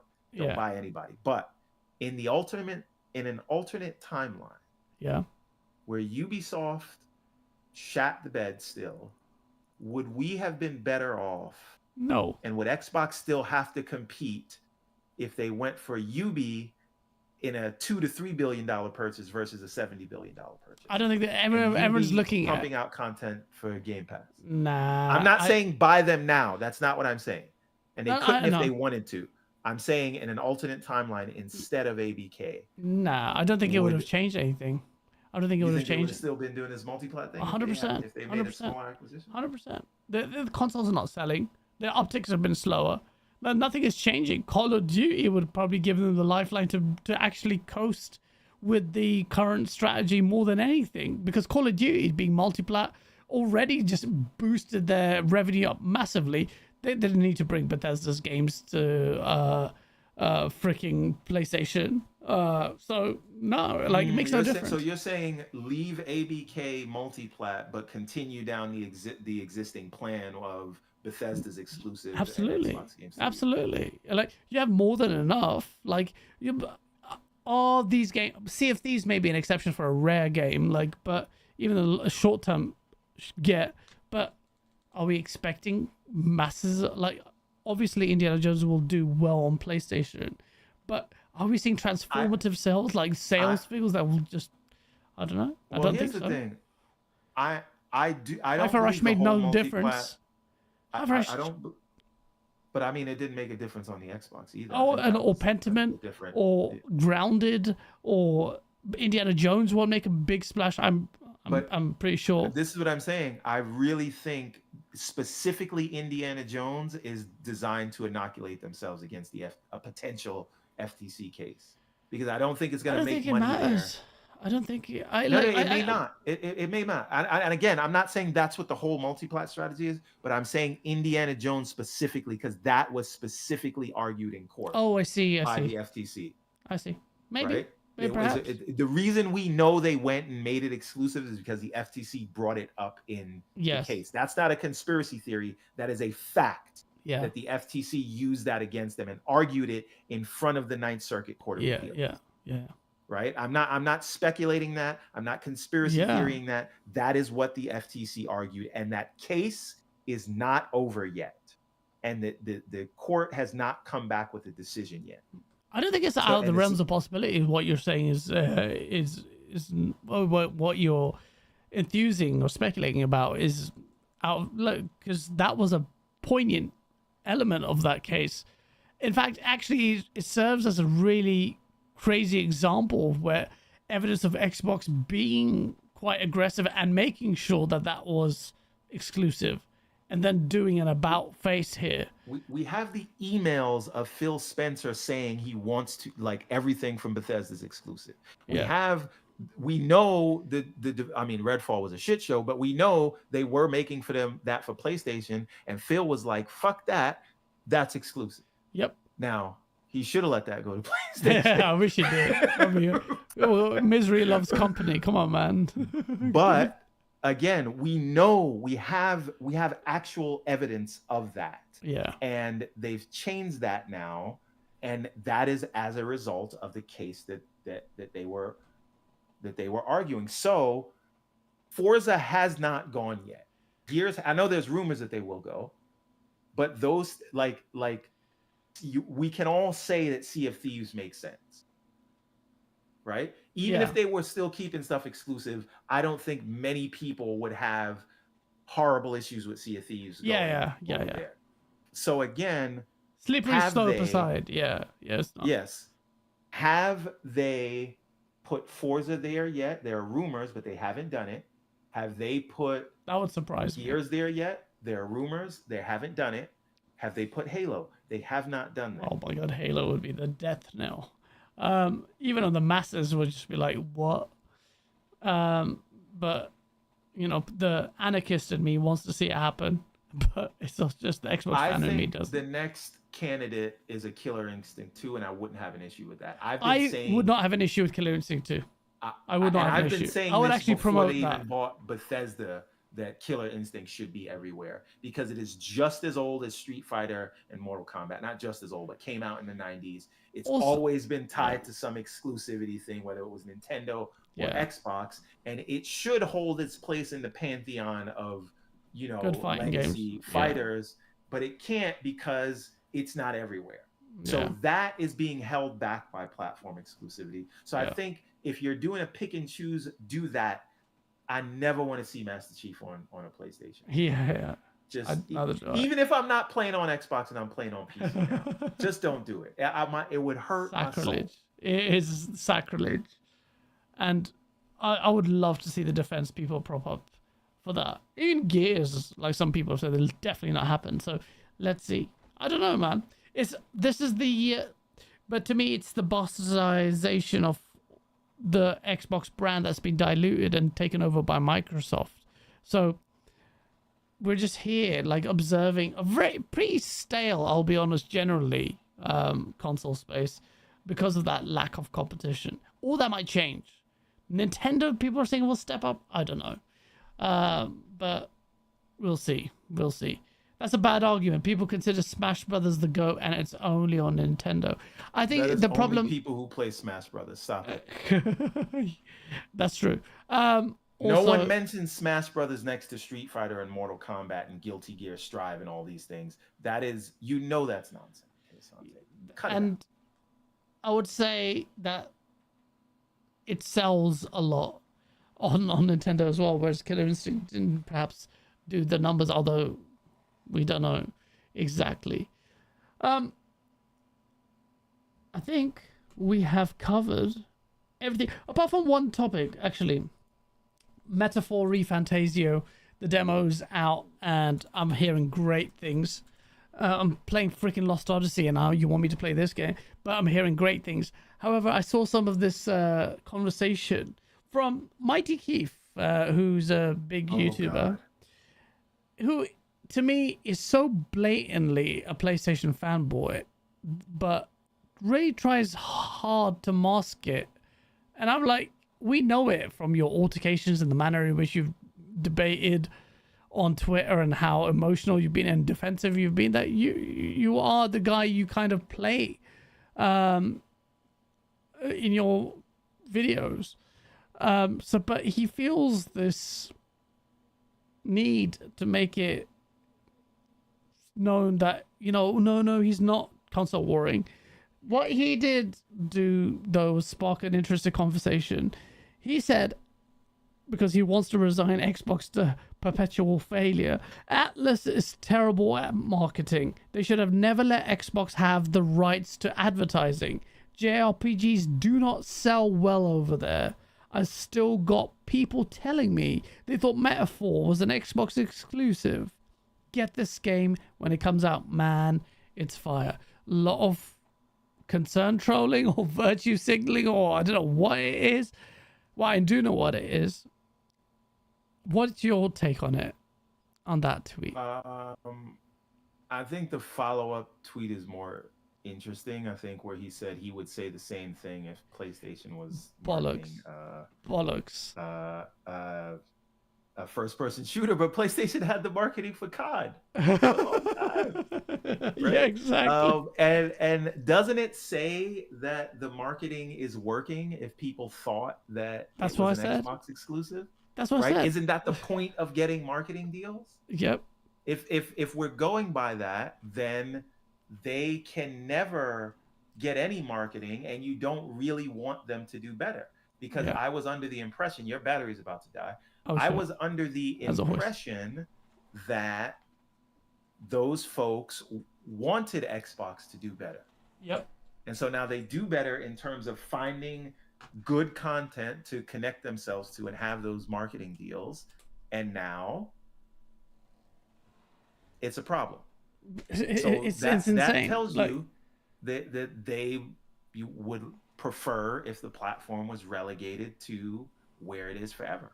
yeah, absolutely. At least that's what I get from it. That's what I get. I mean, like, you might say, oh, you guys are being defensive. Then he tweets out yesterday, oh, the two biggest letdowns of 2024. Concord could have been a hero shooter with actual PlayStation characters, and Starfield DLC could have been good. Shake my head. I'm like, you're comparing the DLC to one of the biggest failures like out there for PlayStation ever. It's like, okay, then you're talking about this, and what you would call out what first-person shooters on PlayStation, a marketing deal where Call of Duty has been getting PlayStation marketing for years, and now you're saying, well, trying to frame this as though you really care about Atlas and the performance of this. So what you're resigning Xbox to never actually competing, never actually getting a marketing deal, never actually changing almost the tradition, like the perception that has plagued Xbox for years, maybe a combination of a result of its failures or inactivity in that region, but also through exclusionary practices that PlayStation has enjoined in, aggressively timed exclusives of Final Fantasy mainline series and whatnot. They build a culture of PlayStation, which is fine. I'm not saying that I'm not a fan of money hatting, but PlayStation is competing, and they did what they did, or they do what they do. I have no issues with money hats. I think, in fact, people should do them more. I think they help out. I mean, I think people only get mad at them when it affects them negatively, right? Nobody complains about a money hat when it comes to their own platform. It's only when they're on a platform that the thing doesn't come. There are some money hats that I've really taken issue with. I even wrote an article on, because I think Porter Rock was going back at me like, oh, you don't care about money, Titanfall and Xbox One. I wrote an article on it, and I was so pissed because I really wanted Titanfall to succeed. Ironically, when Titanfall 2 came out on PlayStation, Titanfall 1 sold better. It performed generally just on Xbox One and PC than Titanfall 2 did for a long time. I know it was released in between this wedge between COD and Battlefield, but still did majorly well, like especially just in terms of like the wave that the market. There was a big hype machine behind that benefited from Xbox's marketing when it actually did do some really good marketing with Titanfall. But I wrote an article saying it was terrible. I was like, how can you do that? This is a new IP. I really cared about Vincent Pella, Respawn. But wait a minute. This is the thing, right? So, Tomb Raider was a problem because it was an existing IP, and now Titanfall is a problem because it's a I didn't new really IP. care about that. I didn't care about Titanfall. But a lot of people Tomb Raider. did. Yeah, those PlayStation fans being Like absolutely hypocrites because Tomb Raider was money hatted by PlayStation 1 that actually helped catalyze the bloody freaking Sega Saturn's demise. Okay, fair enough, it wasn't responsible for it, but it was a big thing. PlayStation from the get-go was money hatting, and it money hat Tomb Raider 2. So like, what are we talking about? I never took that argument. For me, Titanfall was a new IP, and the manner in which the money hatting happened was so raw because EA had made the deal with Microsoft, with Respawn finding out after the fact, and I thought that was majorly disrespectful. If that's true, but I'm pretty sure it is. So like the creators of it only find out, oh, wait a minute. And, you know, you potentially stifled this incredible new IP. And I knew Respawn was so talented. Ultimately, the multi-plat strategy didn't really work. And Titanfall 2, which was a great game, came out on PlayStation 4 day one. Didn't make the waves for other reasons. Because, but, you know... Didn't they put it out at the same time as Battlefield? Battlefield and Call of Duty as well, if I believe, right in between. I was just like, what the hell are you doing? So dumb. It just always goes to show, like, last gen Xbox One gets a lot of stuff, Don Matrick, TVT, whatever. Yeah. But that launch lineup in that first 2 years of good. games were amazing. Bro, it's mad.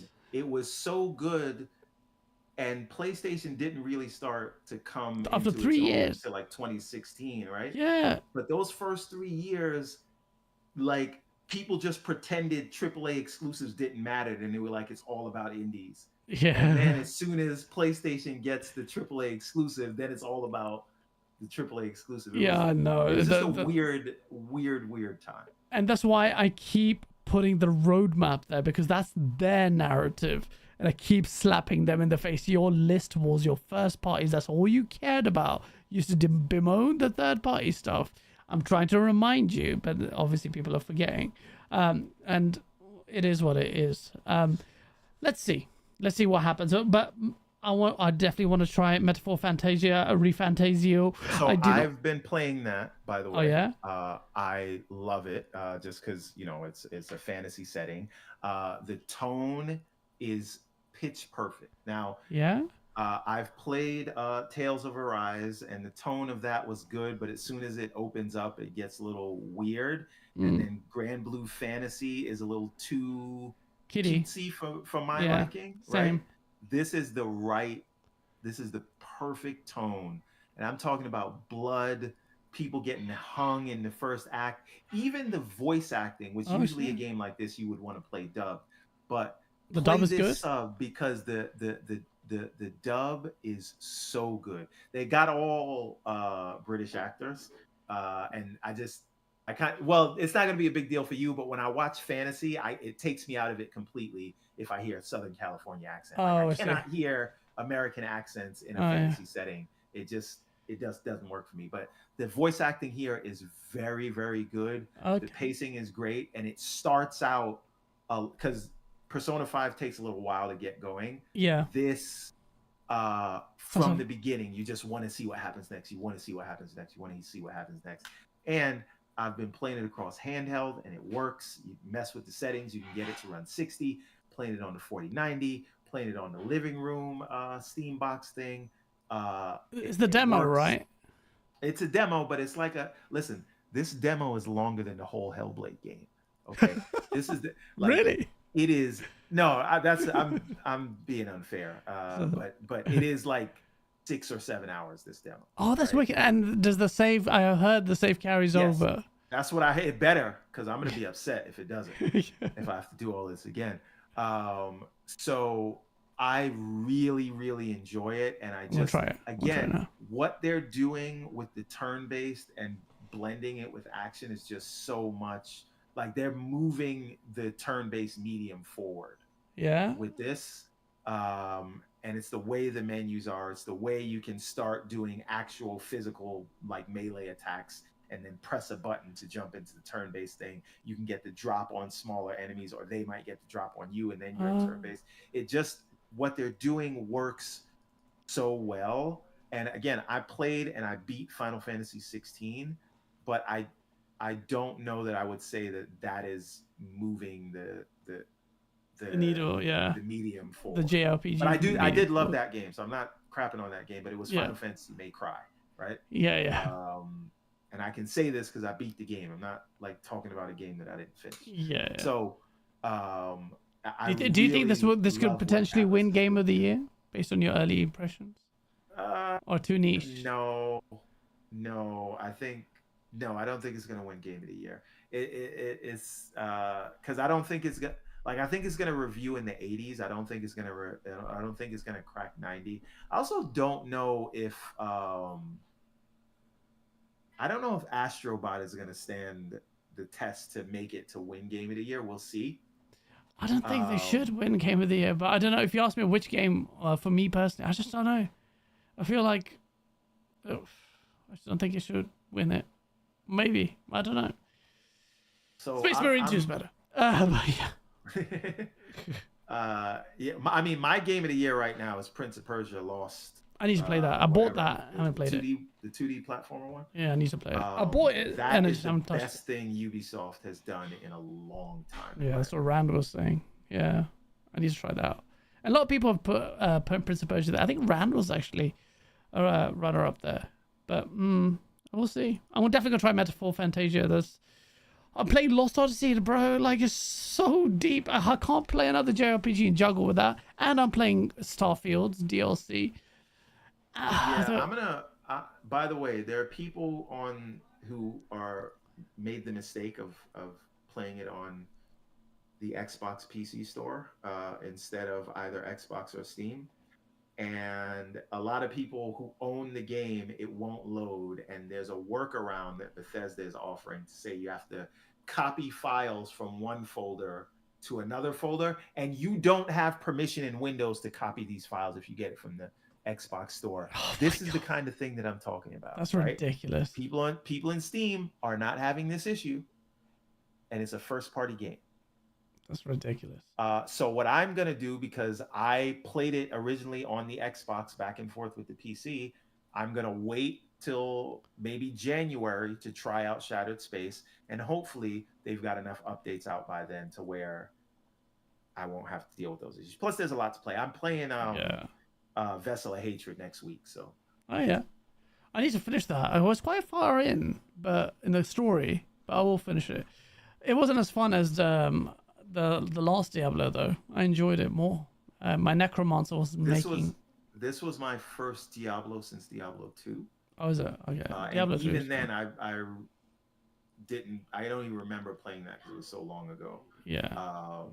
But this, I absolutely loved Diablo 4, and I'm very excited about Vessel of Hatred.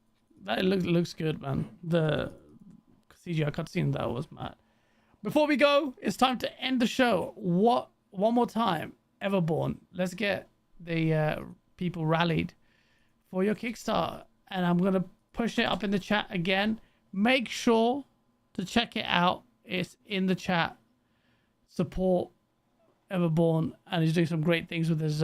You'll see at the start of the show about his incredible comic, and if you pledge enough, you could be a character in Everborn Saga. Right there, he's switched it perfectly. That's amazing. Yes, I just got this unboxing cam. That's it. Yeah, but these are the books. We've been doing this for a while. This is the 7th installment of this epic saga that we're trying to tell. It is a connected transmedia universe that goes across. It started as a video game. The new video games will continue to tell the story. There are 3 separate series. There's Prince of Arcadia, that is sort of a Game of Thrones style of storytelling. There is the Redlands, which is a medieval heist genre, and this is Ariel's Adventure is a battle series. We're releasing Ariel's Adventure Chapter 2 right now. This is Chapter 1. We are actually giving this away digital for free. If you go hit that link, you can look at the campaign. You can see the quality level that we work at, and see if I can get this right. That's nice. You can tell from there. So, and we've just plussed everything in part 2, colors, everything, and the book is actually already done, and we will be shipping it out right away. So please check this out. There are only 3 days left. We have variant covers that will only be available as a part of this campaign. We're literally only printing 50 of them. So when they are gone and will never be printed again. Oh, and we'll also be at New York Comic Con this year. Oh. So again, I'm just kind of I want you guys to understand the level that we're That's trying mad. to play at, right? That's sick. Your artists are mad. Trying to do this without spoiling everything. Yeah, And looks we are launching this hardcover book of Prince of Arcadia Ultimate Edition, book 2. It includes chapters 3 and 4, and it has bonus content that has not been released before. So sick. that's also being launched as a part of this campaign. And we have very fun add-ons. Like we've got a sweater that is made by Adidas. We've got some T-shirts made by American Apparel. We've got wall art that is done by our cover artist, Philip Johnson. Check it out. We're trying to build some new mythology here. This is all independently funded. It is all created and written by me. I have amazing artists on board. Francis Martellino does Prince of Arcadia. Philip Johnson does all our cover work. Mike Banting does Ariel's Adventure and the Redlands. And our new series that's coming out, The Remnant, is done by Albert De La Cruz, who also does the interior colors. So he's going to be actually drawing The Remnant, which will be released in 2025. So check it out. There's a free comic in it for you by just going to look at the campaign, look at the videos. We've even done our own animations. And again, there's about 2 days left. So Go get on it, people. Speak now or forever hold your peace. Yeah, absolutely. Good luck with that, man, and well done for hitting your goals. Go for the stretch goal, max it out, chat, support. I was gonna say Chaos Everborn and Chaosante, but Everborn's incredible works, man. Like very talented. And yeah, where's my one? Actually, I had it here. I was gonna bring it up. I think I've been left in the other room. Wait, no. Oh, hold on. No, that's not it. I left it in the other room. But yeah, man. Also, thank you so much for tuning in. And I hope you had a good time. Thank you for having me. It was a No, good this chat. was great. I got to do this more often. It's just like there's so much stuff going on between the business and then the whole writing and then You do a Saturday show. Do a Saturday show with Mr. Chaosante. But I had to pull back from a lot of podcasting just because like I was not like having any life, and I still have a day job. Same. But you know, I love having these conversations, and I wish I could have them more often. Likewise, man. I only do a few now. I don't jump on podcasts anymore. I just listen to like 2 or 3, and that's it. I focus on work and also hopefully my YouTube channel, which the videos I'm trying to formulate a way where I can deliver more content.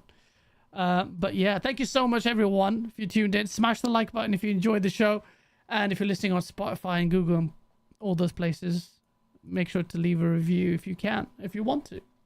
But anyways, take care, everyone. We'll see you next week. Peace. And we're done.